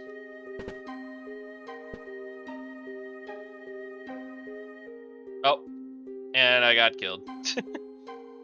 Skyseria Ilya's Flame Nova hits you for 200 points of fire damage. So, now you can make that a little bit faster casting. You could make that a bigger range, and it's basically you know, a little small skill check. It's very small, you know, but it's something, right? You know, we're starting here. So let's go back to that zone. Turn aggro off. Go to Ilya. Do my stuff.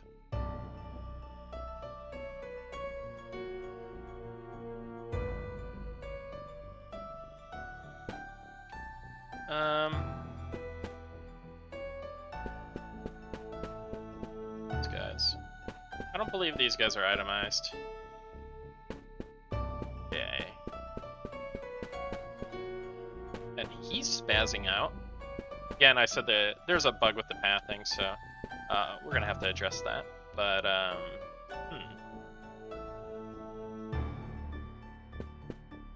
so let's see what happens.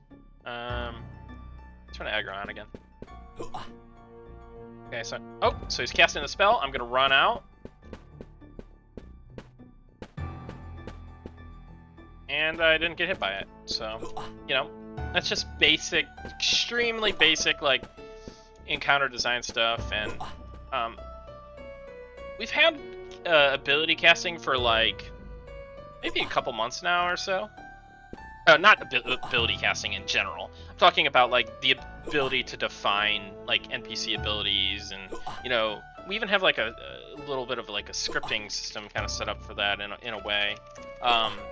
But I've been so, like, heads down and just straight up class design and balance that I haven't really gotten to get my feet wet yet. So this is kind of me getting my feet wet, and also starting to, like, block out what these encounters could feel like, or, you know.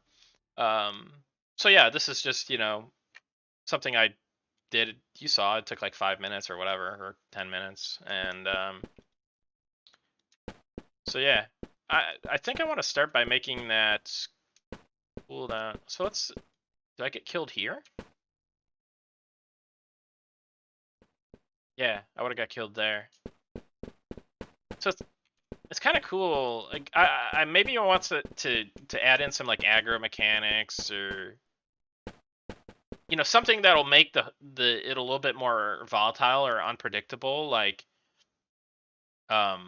because if you just like tank it far away from your casters, and as long as no one pulls aggro and the tank runs out, like it's a pretty easy encounter, right? But I may add another spell that's kind of like a random targeted spell that you also have to be on the lookout for. So that's something that I may do. But, you know, again, this is an iterative process, and I want to keep touching on a bunch of different stuff. So I'm going to probably move on to the next thing for a little bit, and then kind of work on this a little bit later. But yeah, you know, that's really how easy it is for us to, you know, design something up really quickly for Monsters and Memories. Give it attacks that hit none, number 1 on threat. Yeah, exactly. Like what I was doing with the Inquisitor NPC earlier. And we have other hooks too. We have a whole array of different target logic. So we're already more advanced out of the gate in EQ in that department. So I think we should be able to make some like pretty cool stuff. Anyways, let's turn off aggro.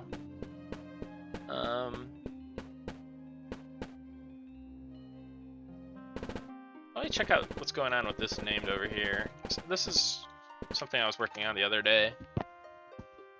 Oops, I rubber banded because I repopped. I'll wait a few seconds here so I don't rubber band back or repopping again.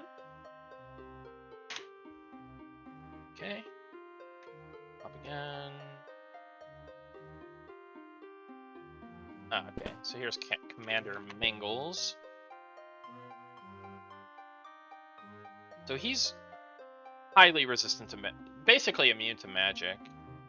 I'm not sold on that for this guy or anything, because it's, yeah, again, it's really early in the game, and you almost want to teach people to, you know, be using certain utility spells and whatnot. I think I kind of want this to be a slowable NPC anyways. So let's turn off turn off invulnerability, turn aggro on, and see what this guy does to me.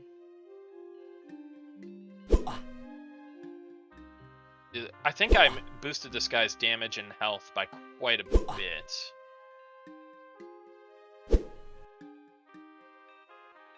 We'll just chain heal ourselves so we could see kind of what the damage numbers are looking like.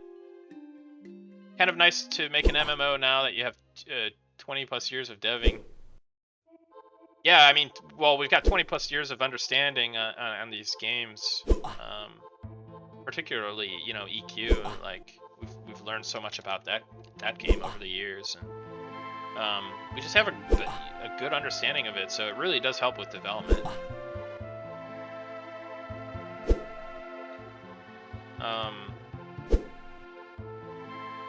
So one thing I wanted to do was make this hit faster, but I believe that aspect of the NPC tuning is broken. So, it looks like, so he has an ability called Mangle. Commander Mangle's Mangle hits you for 19 points. That's kind of a beefy hit. And then the Mangle also has a dot component on it.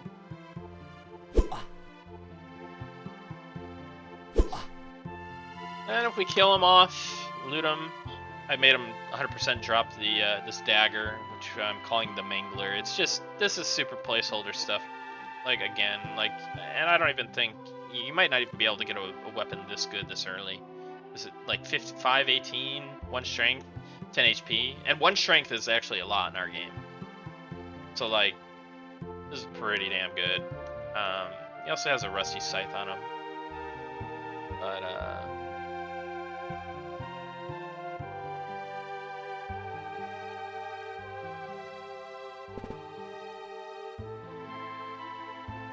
yeah, I gotta love the FF6 music. This is probably my favorite track from the game. One of them. Terra is pretty up there too. yeah, I don't know. I'm kind of I guess what I want to do is continue exploring exploring the dungeon. But yeah, as you can see, you know, you really don't get to see this too much on Sean's stream or other people's streams. I kind of like have my chat logs in a really good spot. In a really good place, I mean, in terms of like having the information I want in different windows and just kind of having it aesthetically pleasing. I mean, do you guys have any feedback on the chat logs? Because this is something that I've worked on, and the colors are kind of weird. They're more kind of some of them I want to be default colors, but some of them I think still need adjustment. And obviously you'll be able to change these in game. We don't have it in our menu right now, but it's on the way. It is on the way. EQ's current chat UI. You have you have your UI like I do when I play EQ. Yeah. This is so basically I have my chat and kind of some general information. Actually, when I play EQ, I have like another window that I actually put some of this other information in, but we don't have scaling yet, so I'm just kind of putting it in here, and it makes sense in here anyways. So chat and some info. This is my, you know, incoming, outgoing damage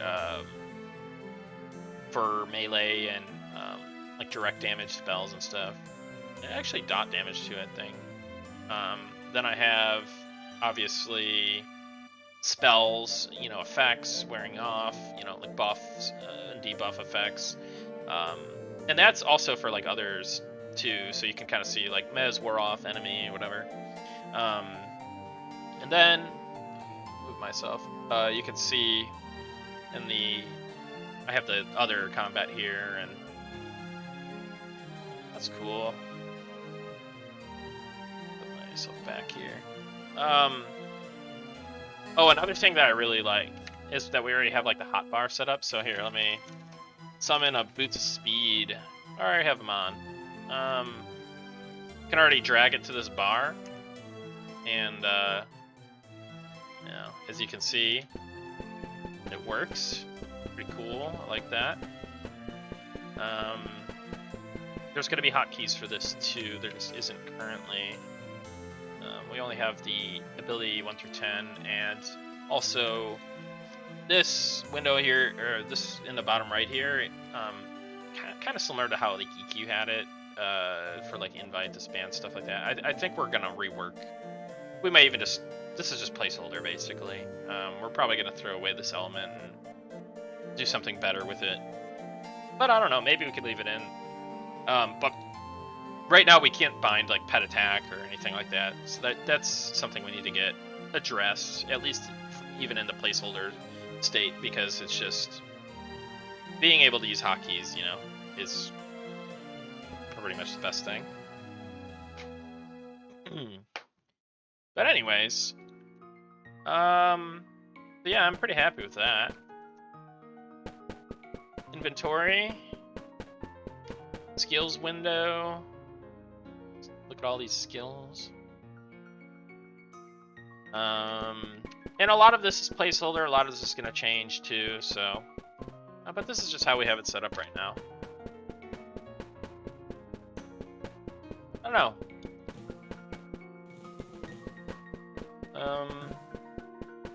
Maybe I can try killing some stuff on my rogue.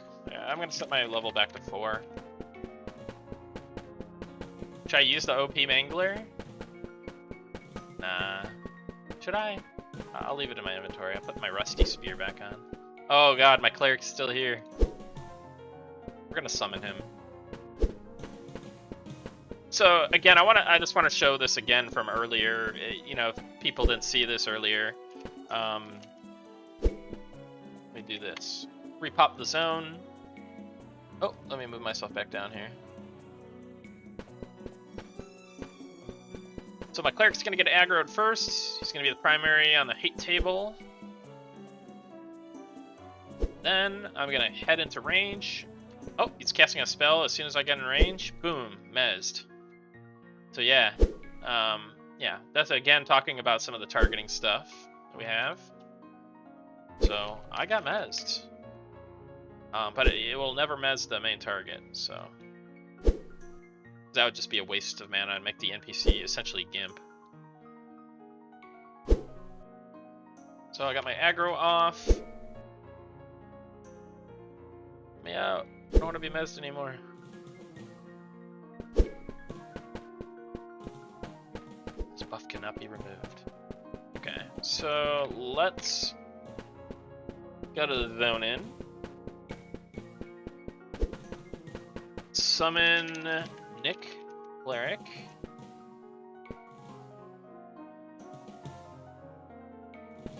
And we'll repop. So I'll do some killing. I'll do a little bit of killing, see what's going on here. I already know what abilities I'm gonna need. I'm not gonna need evade. I could use shoot. I could use stealth. I'll just mem everything for the hell of it.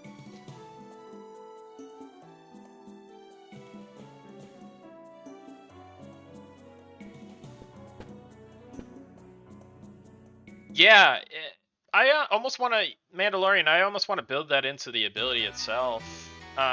Still have the option for macros, but I think it'd be cool if you didn't need to like place that, you know, double up in 2 places, right?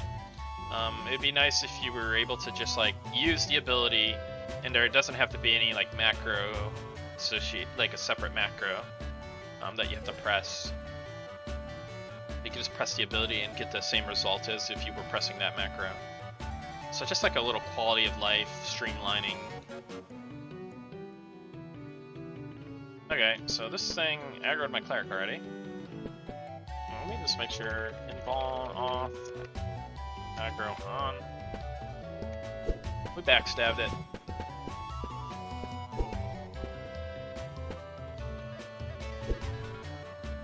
We have incapacitate.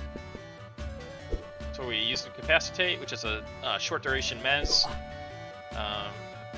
So we have to turn off our attack there. Incapacitate has a longer cooldown than stab, so I'm gonna just stab there. Incapacitate's back up, so I'm gonna pop it. Go for the backstab. Auto attack again. Oh, Pattis! Welcome. Let's group. Do this. I'm gonna stab again here. Oh, incapacitate's up. My backstab missed there. And again, balance is a work in progress, but it's gotten to a better spot than it's been in, which is nice.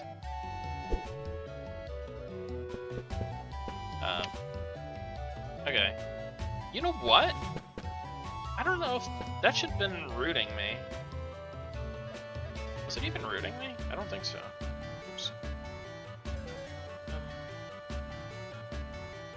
Yeah, that wasn't rooting me. I just added that NPC, like, and I think I just forgot to put it on there. I don't think they're itemized either, yeah, because I just created this NPC. Alright, so let me invite Pattis. Boom. Level 6 Ranger, okay. Pattis is going to carry us. Let me summon some arrows. I'm going to cheat real quick. That's a lot of arrows. This is a yet to be determined thing, but yes, just currently have 999 arrows in my ammo slot. Need to mem abilities? Okay, I'll just grab the... Oh, this is yellow. Yeah, this is going to feel a lot harder than it has been feeling, so go ahead and just...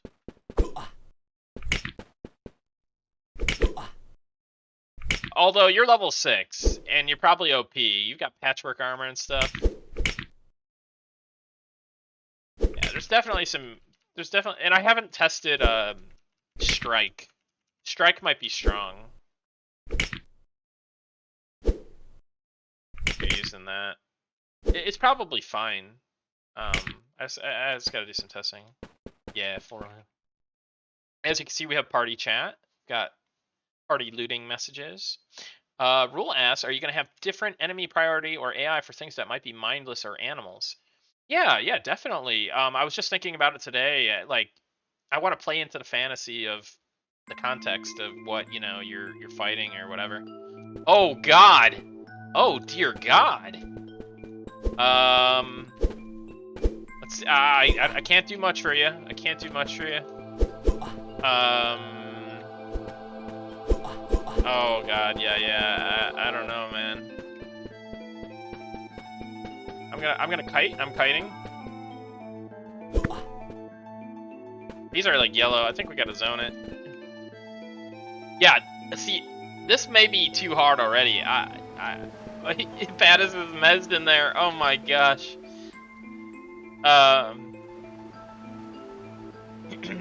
Yeah. Yeah. So. Oh man. Yeah, I could try to pull. I kind of know what's going on in there. I got a little spoilers. That's up to you. Have any heals? I don't want to cheat too much. I could just heal myself technically, and then go round 2.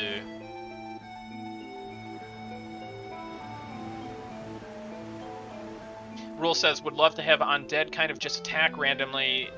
Oh, Derpalerp says got to go. See you later. See you later, Derpalerp. Thank you for joining the stream. Talk to you later.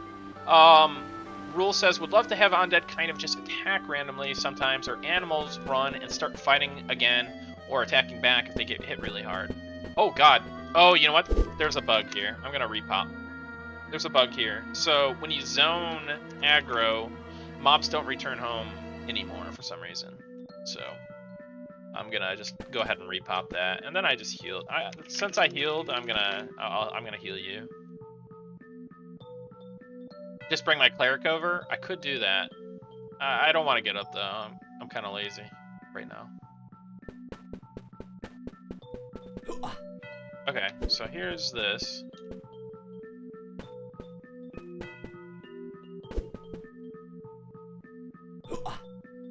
So, those familiar with the EQ1 rogue? Is anyone in the chat familiar with the EQ1 rogue at all? Played a rogue at any amount of time?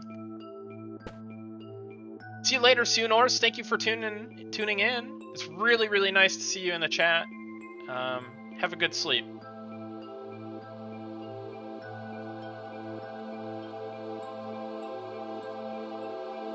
Yeah, auto attack, press backstab. So, do you have any like, what are your thoughts on, kind of my options here to be able to like incapacitate, for a brief time and kind of get behind a mob, backstab, or kind of just do the small duration mez if I need to in a pinch.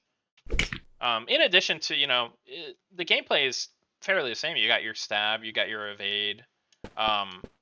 I mean, there's going to be more abilities that come here, and there's going to be more opportunities to do different stuff, but all right, hold on a second. Let me not mess up this poll. I'm going to stealth. Hang back a sec. So I'm going to stealth here. See, I'm indifferent to their presence now. Okay, so here's the pat coming. So what I'm going to do is I'm going to grab this mob real quick before the pat gets back. And I'm going to pull it out of here. We can take them one at a time. You do not want to get that Inquisitor when they're... Oh, look I just chunked that thing. 14 damage at level 4 backstab. That's pretty meaty. That's pretty meaty. I'm not going to lie. So let's stealth again. If I aggro the Inquisitor now, I'll get the guard, so I'll just wait out the however many seconds is remaining of the 30 seconds on this pat. Honestly, we might even probably could. I don't know. We can maybe take these both. This is yellow. This is yeah, exactly. Yep, that's intentional. It's the Just like you troll people with the level design, you know, we gotta troll people with the population design, right? Yep. So I got the aggro here. Oh, you know what? I should be evading. What am I doing? I'm not evading. I forgot that I'm in a group. I'm used to playing solo, you can tell. I actually play a rogue on P99 as well, so the rogue is definitely gonna have a soft spot to me. You never liked it being backstab in general, like exploited weaknesses and building around that idea? I always like more. I definitely have some ideas for that. We'll have to see, you know. Stay tuned is all I can basically say. The reason why it's set up so basic right now is partially because I've been wanting to get just the core balance right. Okay, so the Inquisitor's coming down here, and we should be fine. I'm gonna. Oh, I messed up. Oh, I interrupted the mez. I backstabbed him. Oh, he's still mezzing. He mez Pattis. I'm gonna kite a little bit and line of sight it.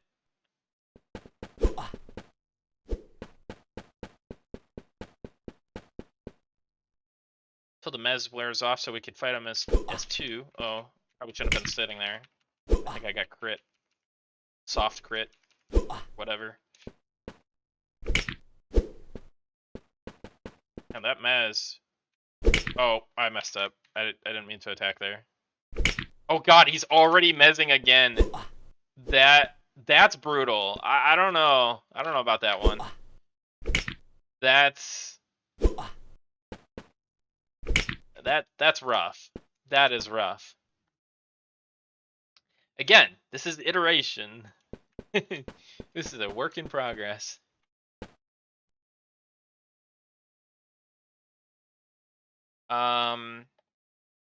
Rule says almost more of a D&D style where you could dirty trick to give the enemy weaknesses to getting you a backstab. Rogues having an ability that makes them able to backstab from the front once, like a dirty trick or a spell interrupt, stuff like that. Yeah, definitely. Flavor and different little cool mechanics that we can weave in. Overall, I don't want it to, you know, mechanically play like it's too intensive. I want it to feel mechanically similar, but I want there to be a lot more thinking and decision making and stuff like that. So I think it would play into that well. All right, so I think the left pull here is going to be impossible for us right now. Well, let's see. A skeletal guard, a skeletal cleric. We could get this single. Let's get this single. Okay, use this attack. I'm going to backstab. Oh, I didn't get it off. That's broke. Let me. Okay, this mob's no problem. Level 4 skeleton. Yeah, this is 6, so it's gonna carry me. Okay, so we got a guard and a cleric.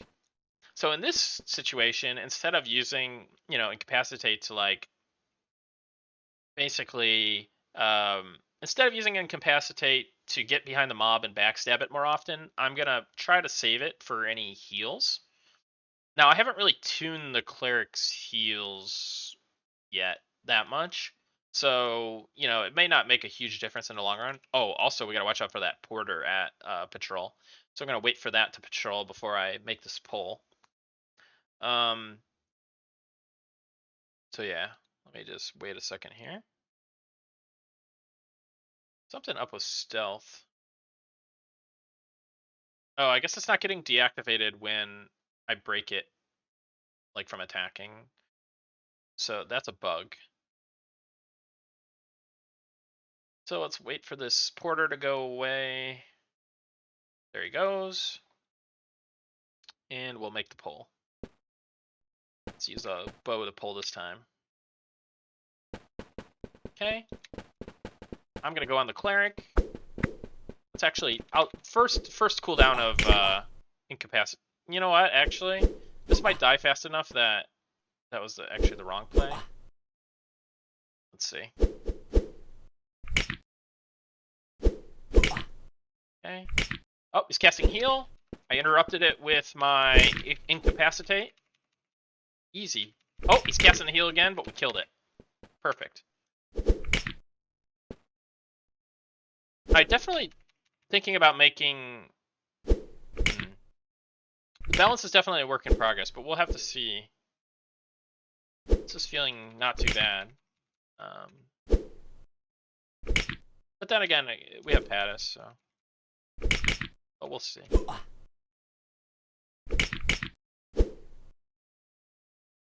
It's my evade. I should be using my evade on cooldown, but I'm not. Thinking about what to say. Oh, I'm getting a little bit of frame drop. It's weird. It seems like I have almost 6. Oh yeah, it's something's making it hit like 39-ish sometimes. Maybe if I disable my preview again. Close ID, close Visual Studio. Yeah, it might just be something with the game. I'm not sure. Hey, oh, you're a solid 5960? Yeah, you know what? I think it's this computer I'm on has only 16 gigs of RAM, so it might just be like, or there might be some kind of thing with the editor that's like memory leaking me, or I don't know. It probably wouldn't happen in the client standalone, but let me see what's going on here. I'm gonna stealth down here. Oh wait, I don't think I'm stealthed. There we go. Got a quarter spawn. I should be able to get to a single, I think. I'll wait for it to pad a little bit.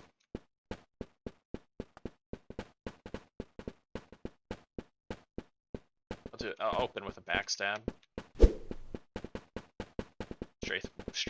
Strafe run away from him.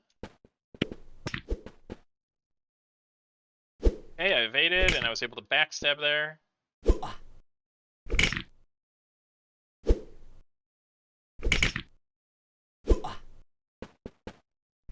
Oh, my backstab missed.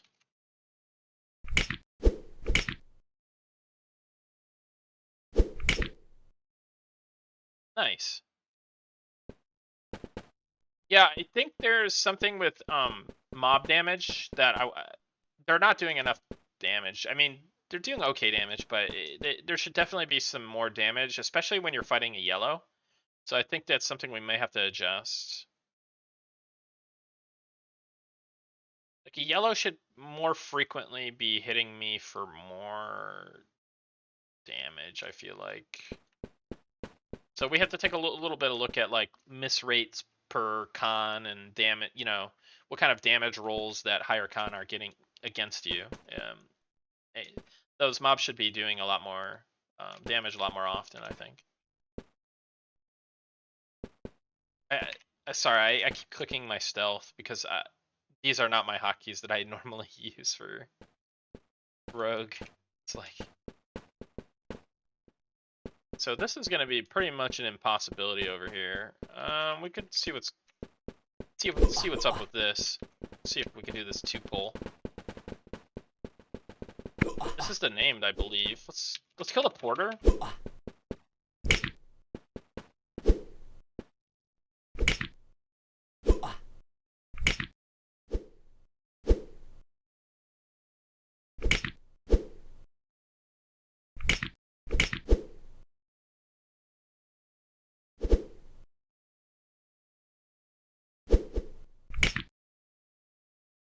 Oh, my music went away again. There we go.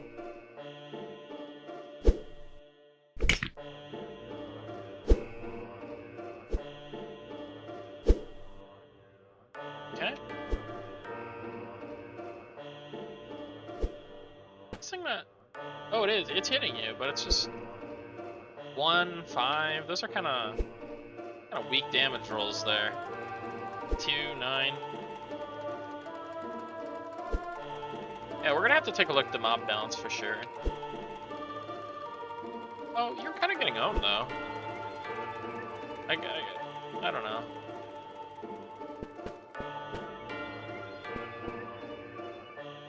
Okay. So you rest up a sec.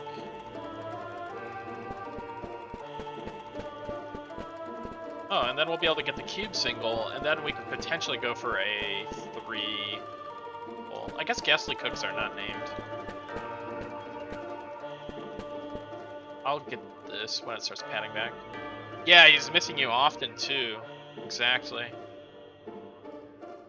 And so that's something me and Ollie are gonna sit down and basically iron out. Is yeah, exactly.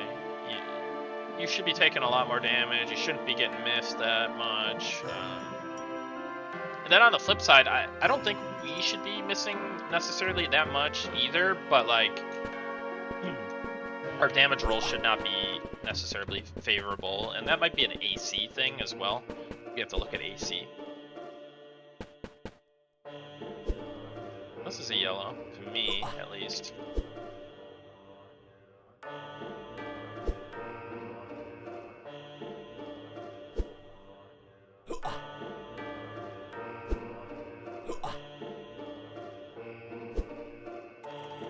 Hey, how's it going, Swanee? Good to see you. Me and Harrison are just doing a little, oh god, this fear, this fleeing is kind of funny. We're just doing a little post design stream playtest.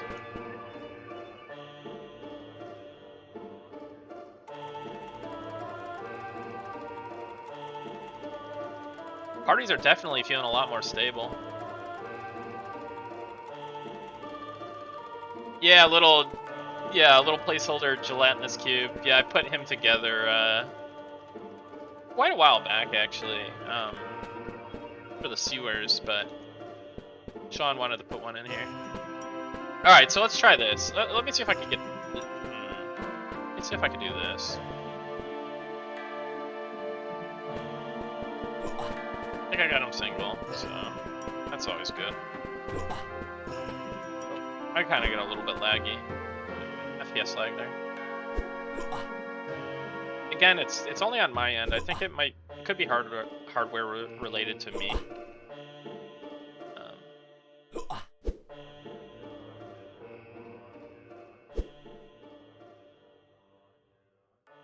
You missed the earlier part of the stream. Can you recap some of the items you've been tweaking lately? So basically, I would recommend checking the VOD because it was kind of super detailed. But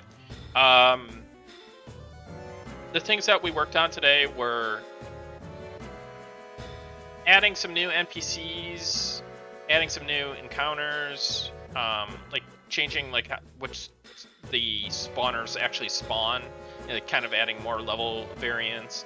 We worked on NPC abilities and making them cast them abilities. So it was kind of all over the place, a few different things. But yeah, I would definitely recommend checking out the VOD. And I'll be doing more of these streams, so I think you guys will all get acquainted to what I do, which sometimes can feel like a lot. Like there's a lot of different things that I do. It's hard to pinpoint one thing, but you'll get to see a lot of it, what I do. So it'll be fun. Let's see what happens here. Okay, so I'm gonna get a 2-pull here. Not necessarily the best situation because we're kind of lower on health. Let's kill this first cook here. I'll try to. Oh god, that's a lot of damage. I'm gonna kite. Oh god, there's mobs over there. Oh, I'm probably dead. I should have waited for us to heal up. Oh, you have root. Oh, you have a snare. I could technically probably make it to the zone. No. I'm screwed. Capacitate it.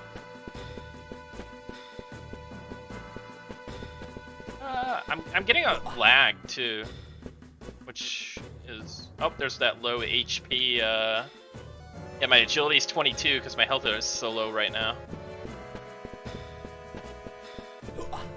Boom, dead. Yeah, you can't mess around. You gotta rest. You gotta get full health. Those mobs were yellow, so that felt more appropriate. than the other stuff. Maybe we were just good and careful up until that point. But yeah, that was not good nor careful. So, I won't necessarily teleport there, so you can see kind of what this run back's gonna look like. Sans the GM run speed buff, but yeah, that's gonna have to run over here.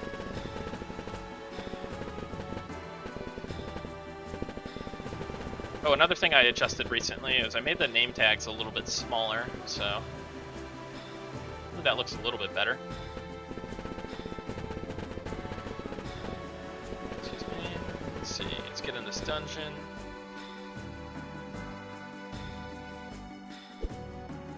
Oh, Pantis must have ran or died or something. Oh my god. We still have this going on at the zone in. Alright, let's just kill these guys off. Take my cheating thing off. So I guess, you know, one thing that Rogue is always going to be great for is Master of the Corpse Run. So let's do an old-fashioned. You know, we're not even gonna loot at our corpse. We're gonna drag it back to the zone in. So let's do a stealth. Oh god. Painful slowness. Yeah, I definitely have some kind of like memory leak situation going on. It's unfortunate. It might just be on my end. It might be a hardware thing. It might be because I've been doing all this stuff. I haven't restarted recently. But,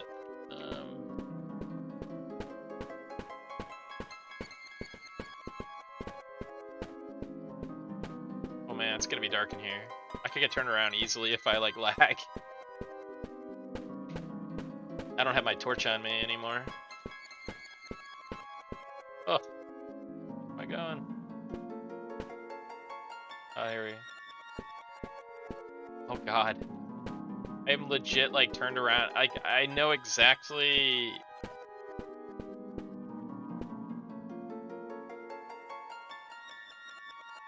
Alright, I'm actually confused where I am. This is insane.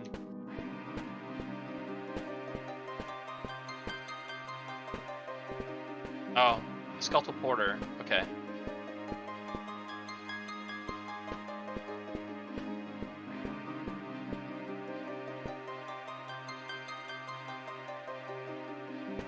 Why can't I find where I'm supposed to go? This is actually insane. All right, I'm summoning a torch. I'm just so confused. I'm just curious at this point. Oh. Oh, okay, okay. I see what's going on here. You don't go straight there. You go left. And then you kind of zigzag. But I was also lagging too. Which like instantly turns my screen, so I get kind of confused. Confused where you are in a dark dungeon. Sounds like the dungeon design is spot on. Hey, it's a work in progress, but hey, I mean, it is a good sign, early sign, right? So then I died over here.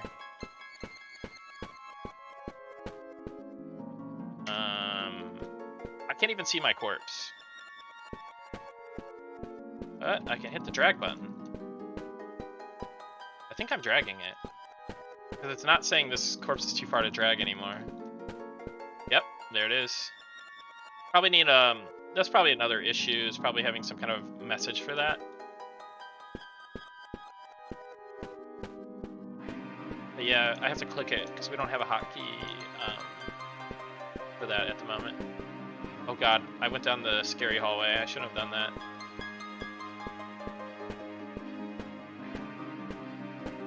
I'm like actually backpedaling. Yes. Alright. We're making it. We're doing it. Yeah, yeah. Spells for the darkness will be so cool, I think. We were talking about flares the other day.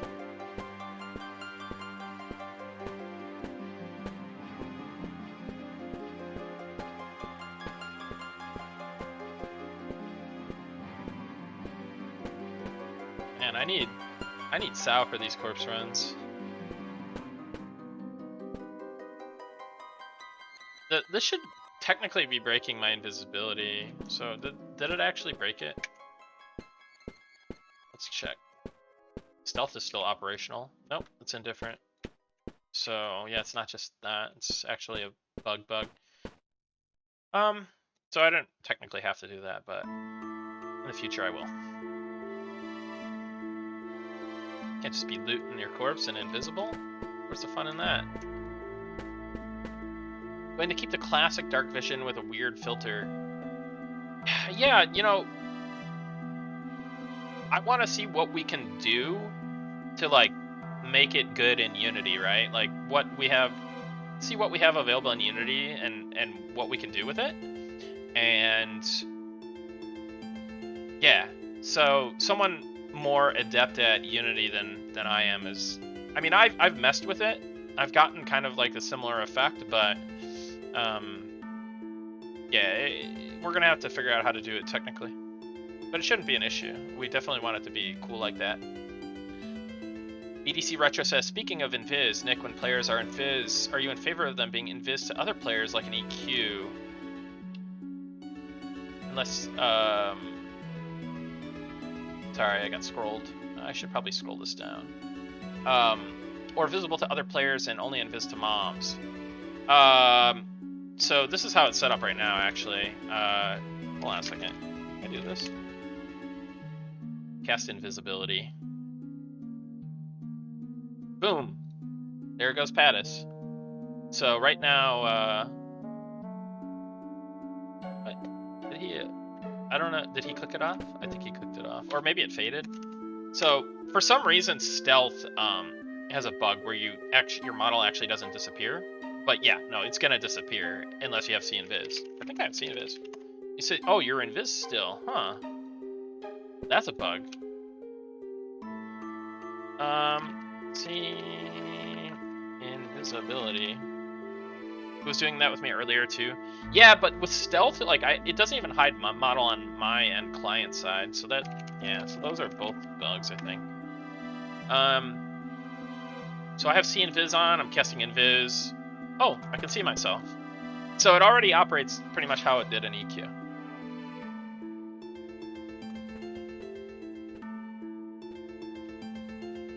Let me click off my C-Invis. Oh, I disappeared. Oh! I don't know what's happening there. Cast,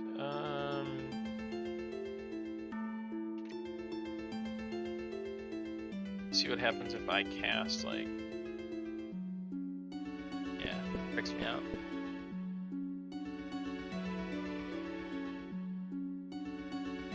I like the idea of a cool shimmery thing.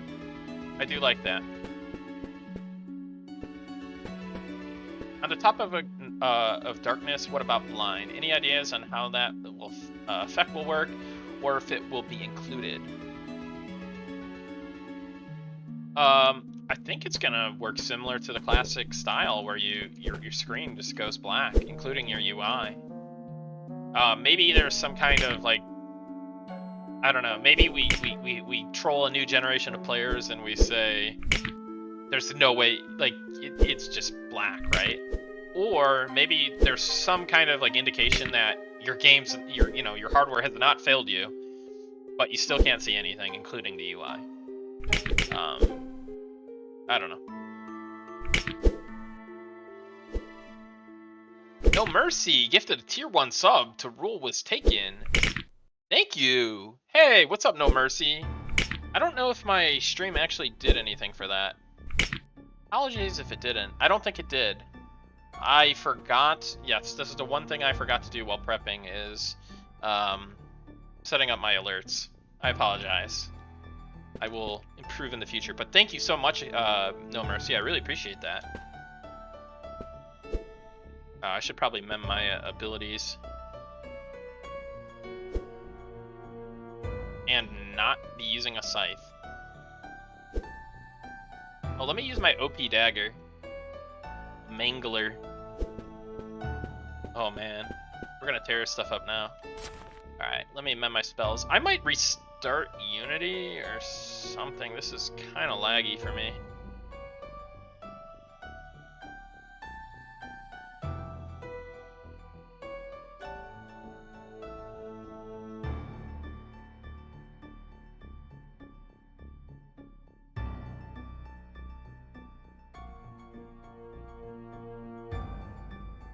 Maybe blind being more blurred vision? Yeah, it could be.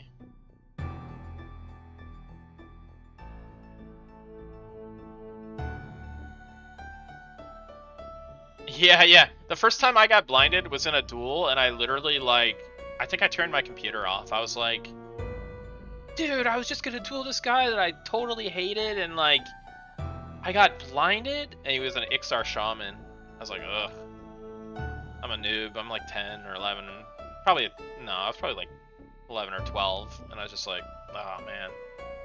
I just got scumbagged hard. It sucked.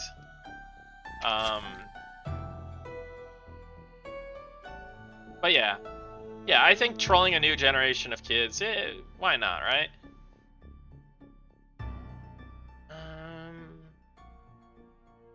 Let's see here.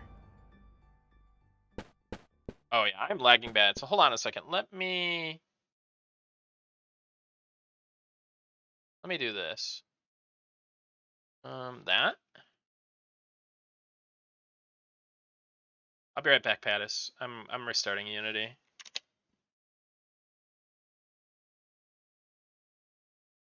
A little excessive on my end. Lag.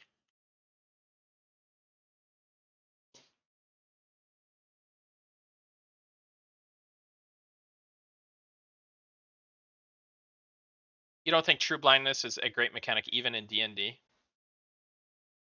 Yeah, so like in WoW, in more of the modern expansions, they kind of started adding like effects on the screen of like the viewport or whatever. And that was kind of interesting. Like some of them were kind of gimmicky, but you know, maybe that's an avenue to take. So yeah, that's definitely one option. Is have something that's more kind of like artistic or something like that.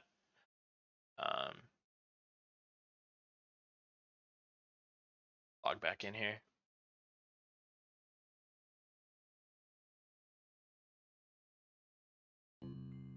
Yeah, drunk will need to be a whole different world, exactly. Okay, so I'm not lagging. That's good. Okay. Let me put my stealth on. Oh, we gotta get on a party here. Yeah, it doesn't seem too laggy or anything. Okay, we could actually just... The Pat just left, so we could kill it here. We could kill it on the spawn.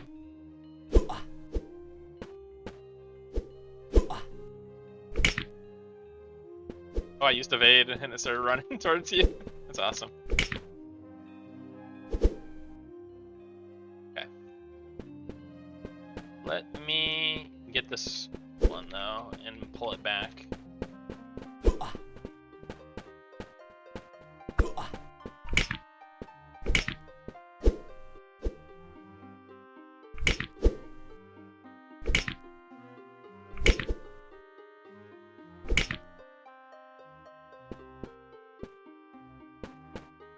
Let's loot up.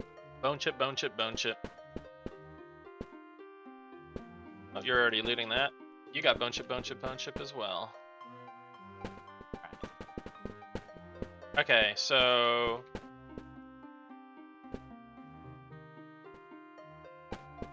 Okay. I'm gonna wait for the mez. I interrupt the mez. Backstabbed it. It's mezzing me. Oh, it's mezzing you. Should be okay. It's yellow con, but we're good here. Yeah, that's gonna be a little brutal. I gotta think about how this is tuned and like where this is in the dungeon. Like, this might be something more for like I don't know. You could kill it solo, so it's not really a big deal unless you get ads. So I don't know. I'm torn.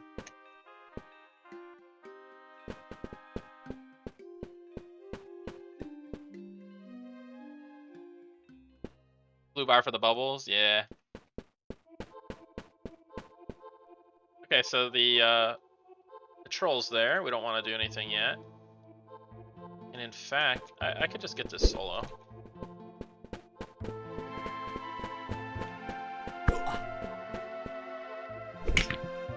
Incapacitate into backstab. Auto attack. I'll be stabbing front. Oh, I should be evading. I don't know. Again, forgetting to play when I talk. Oh man, that really kind of messed me up. I'm gonna need some heals.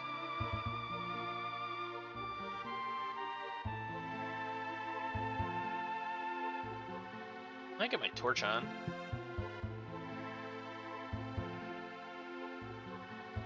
But yeah, torch on, torch off, torch on, torch off. All works. It's fun. Addis hit me with the weak heals. Appreciate that. Ability hit benefit victim. I have it in both of these logs. Guess I'll be okay with that for now. Because in combat, it'll be harder to see. Okay. Let me get these mobs before the pat comes. Okay, I'm on a cleric.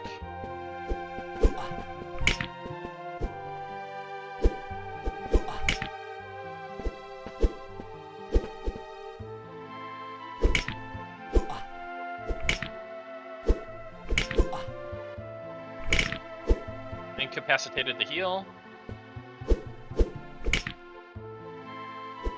He's healing again. Oh. I think Pattis might be on the guard and it healed the guard. I think that's what happened. I'm gonna incapacitate that heal. Maybe try to get a backstab off of it. Yep, got the backstab. Missed though. We're gonna have mobs spread out a little bit more than this too. One thing I don't like right now is that the mobs are kind of in each other, so it's like kind of hard to see the spell sometimes. We had a spreading mechanism for NPCs, but I found some like game-breaking bugs with it, so I was like, I think we gotta turn this off for a little bit. And we didn't know if it was causing some other pathing issues that we were seeing, so.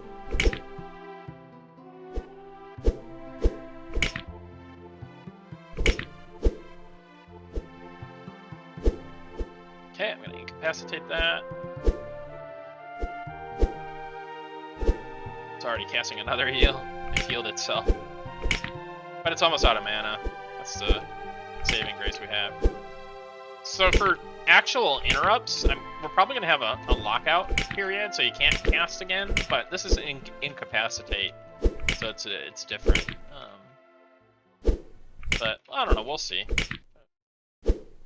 I kind of like the idea of having to have like really good interrupt chains as well. I think it's a nice teamwork kind of situation you could get into. Okay, that Pat's there, but we're kind of low, so let's chill a second. Let's see what's going on in this room too. Got a yellow, a blue. See now, when you know everything isn't the same level, you have to actually consider stuff. That's another, benefit to some of the design work I was doing earlier is like having that level variance. Having mobs that can pop up that could be like yellow con to you. Like, you gotta have that. It just makes it a lot more fun and dynamic feeling.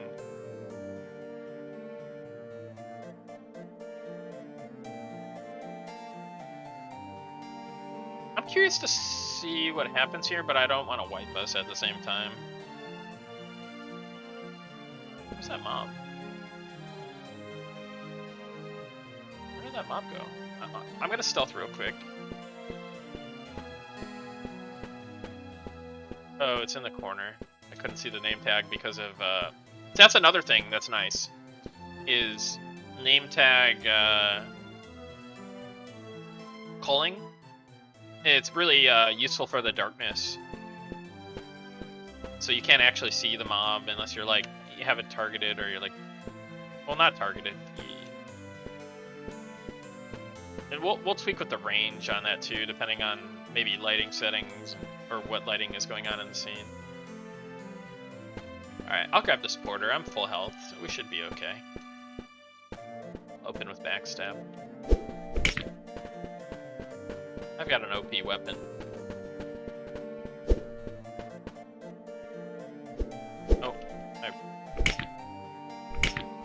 Oh, no, I did that fine. Okay.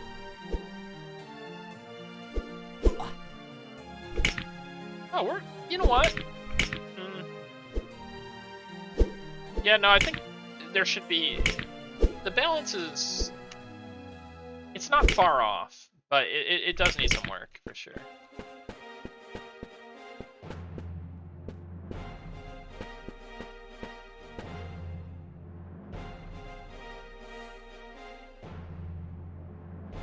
This pull, I want to see if we could get a 2-pull when this mob is in the corner. So what I'm going to do is I'm going to stealth. Oh, actually stealth.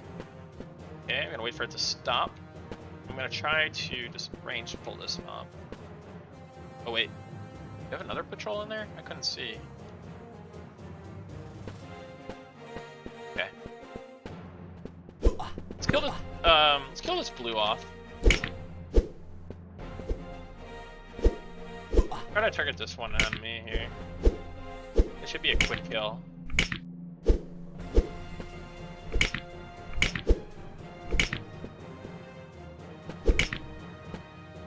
I should have attacked. It's okay. Yeah, this is aggro. Get some backstabs in. Another thing to consider too with the balance is like mobs are gonna get stronger as they scale up. So yeah, definitely rule. Debuffs or spell failure. That's an idea for sure.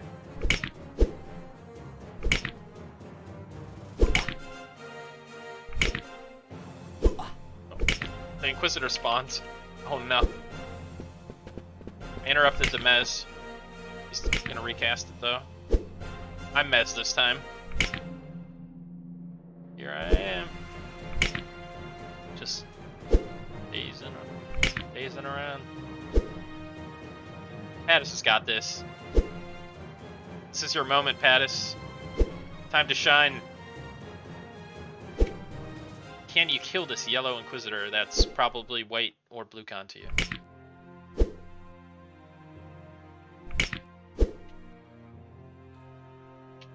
Okay.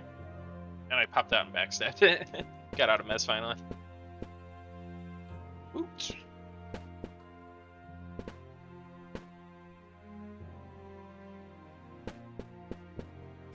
Oh. Is this a repop? This looks like a repop. So have we just like kind of camped out here?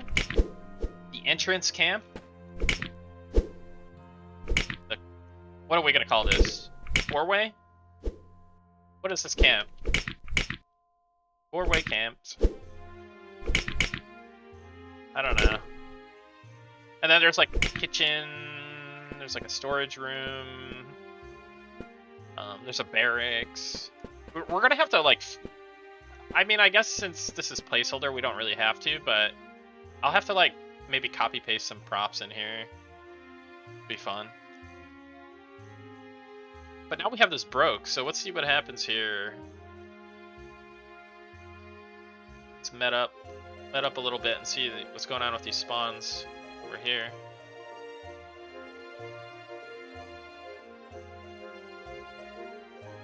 Oh, somehow I got to the Daggerfall soundtrack. I'm down with it.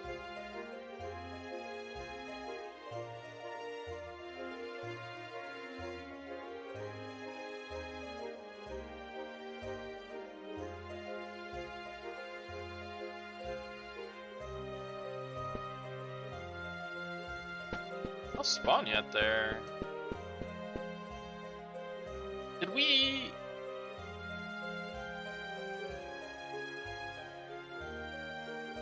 Oh, started lagging again.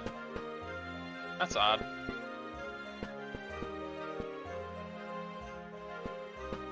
It's definitely on my end, I feel like. It might be due to these lights or something. But I don't know. Yeah, I think it might be a computer issue too, like I was saying. 16 gigs of RAM. Dropping down to 49 so often, yeah. I'm just curious, why did nothing spawn here yet?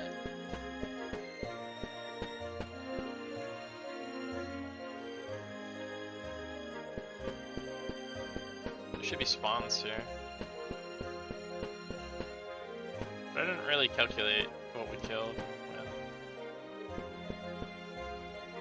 Oh, I know what happened. I think we trained them to the entrance, and then I GM death touched them at some point. Yeah, there's the pop. I gotta get this quick because it's gonna. The other one's gonna spawn like instantly, maybe. I messed this up. I should have been closer to the Inquisitor to. I was like just backpedaling like a noob.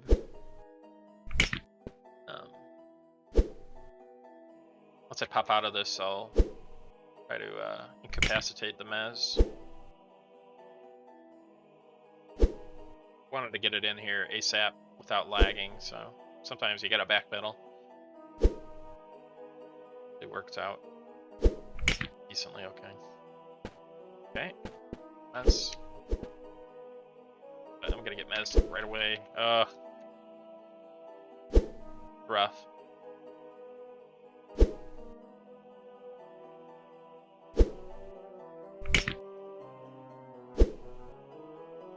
BDC Retro asks, Nick, are you thinking duoing yellow cons at low levels okay, but at higher levels will take more?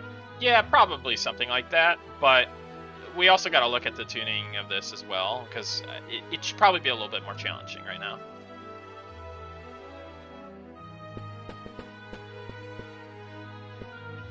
Okay, so the other mob spawn, the guard, let's get that.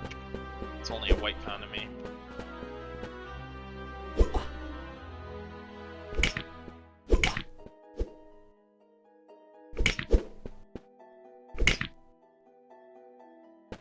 Nice.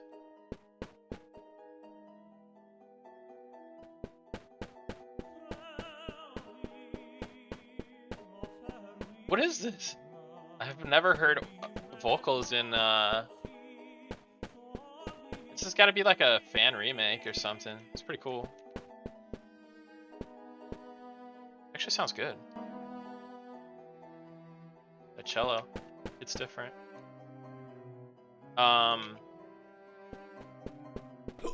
Oh god. Oh god. I messed up. I messed up.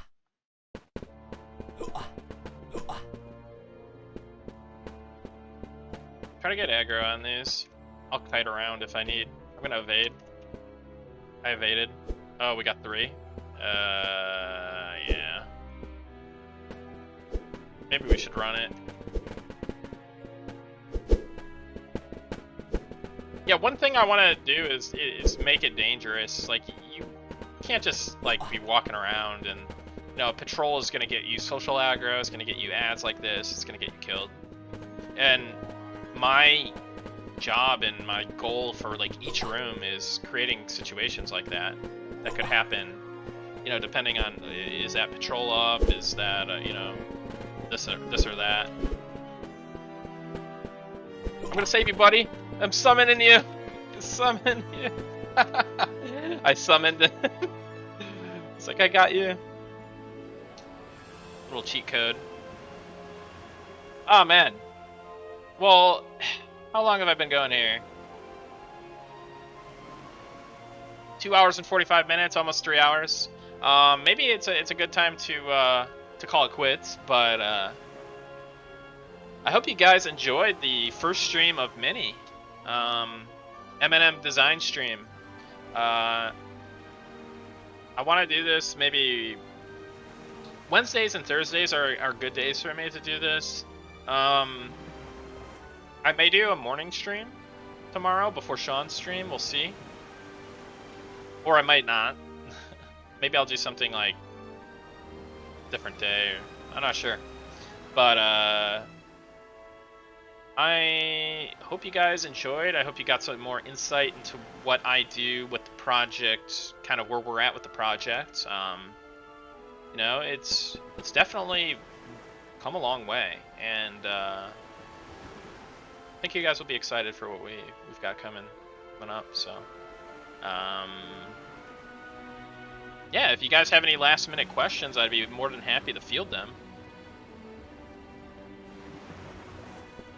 Looking forward to seeing more, though. I really like the content design database side. Yeah, definitely. I love that. Let's check out the sunrise. Why not?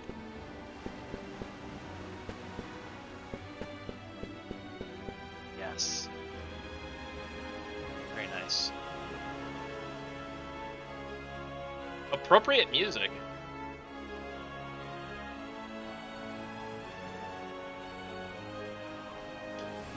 When can we play? I hope this year. I'm hoping this year. So our next goals, we have a couple small goals that we have before this, but we said a while back we'd get the character models and animations in. We're gonna try to focus up on that again. We're going to get the starter experience kind of fleshed out more. We're gonna do some experimentation, some design experimentation on that one, and that's gonna include some trade skills and stuff too. So we're trying to get that together as well. Pathing fixes is a biggie for me. We're gonna try to get that. Well, it'll be an Ollie thing, but what else we got coming? Very cinematic with that music. Yeah, I like it.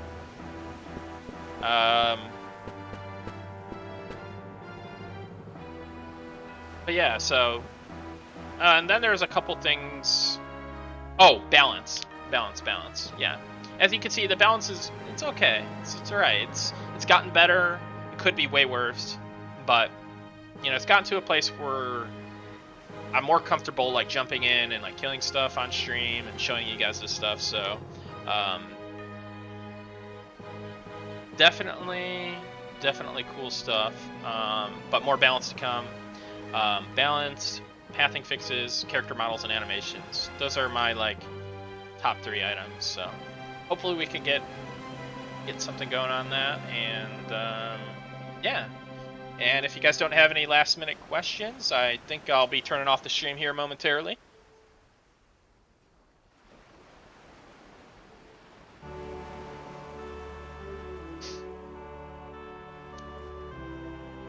Yeah, definitely. I'm gonna be doing this a lot more often, for sure.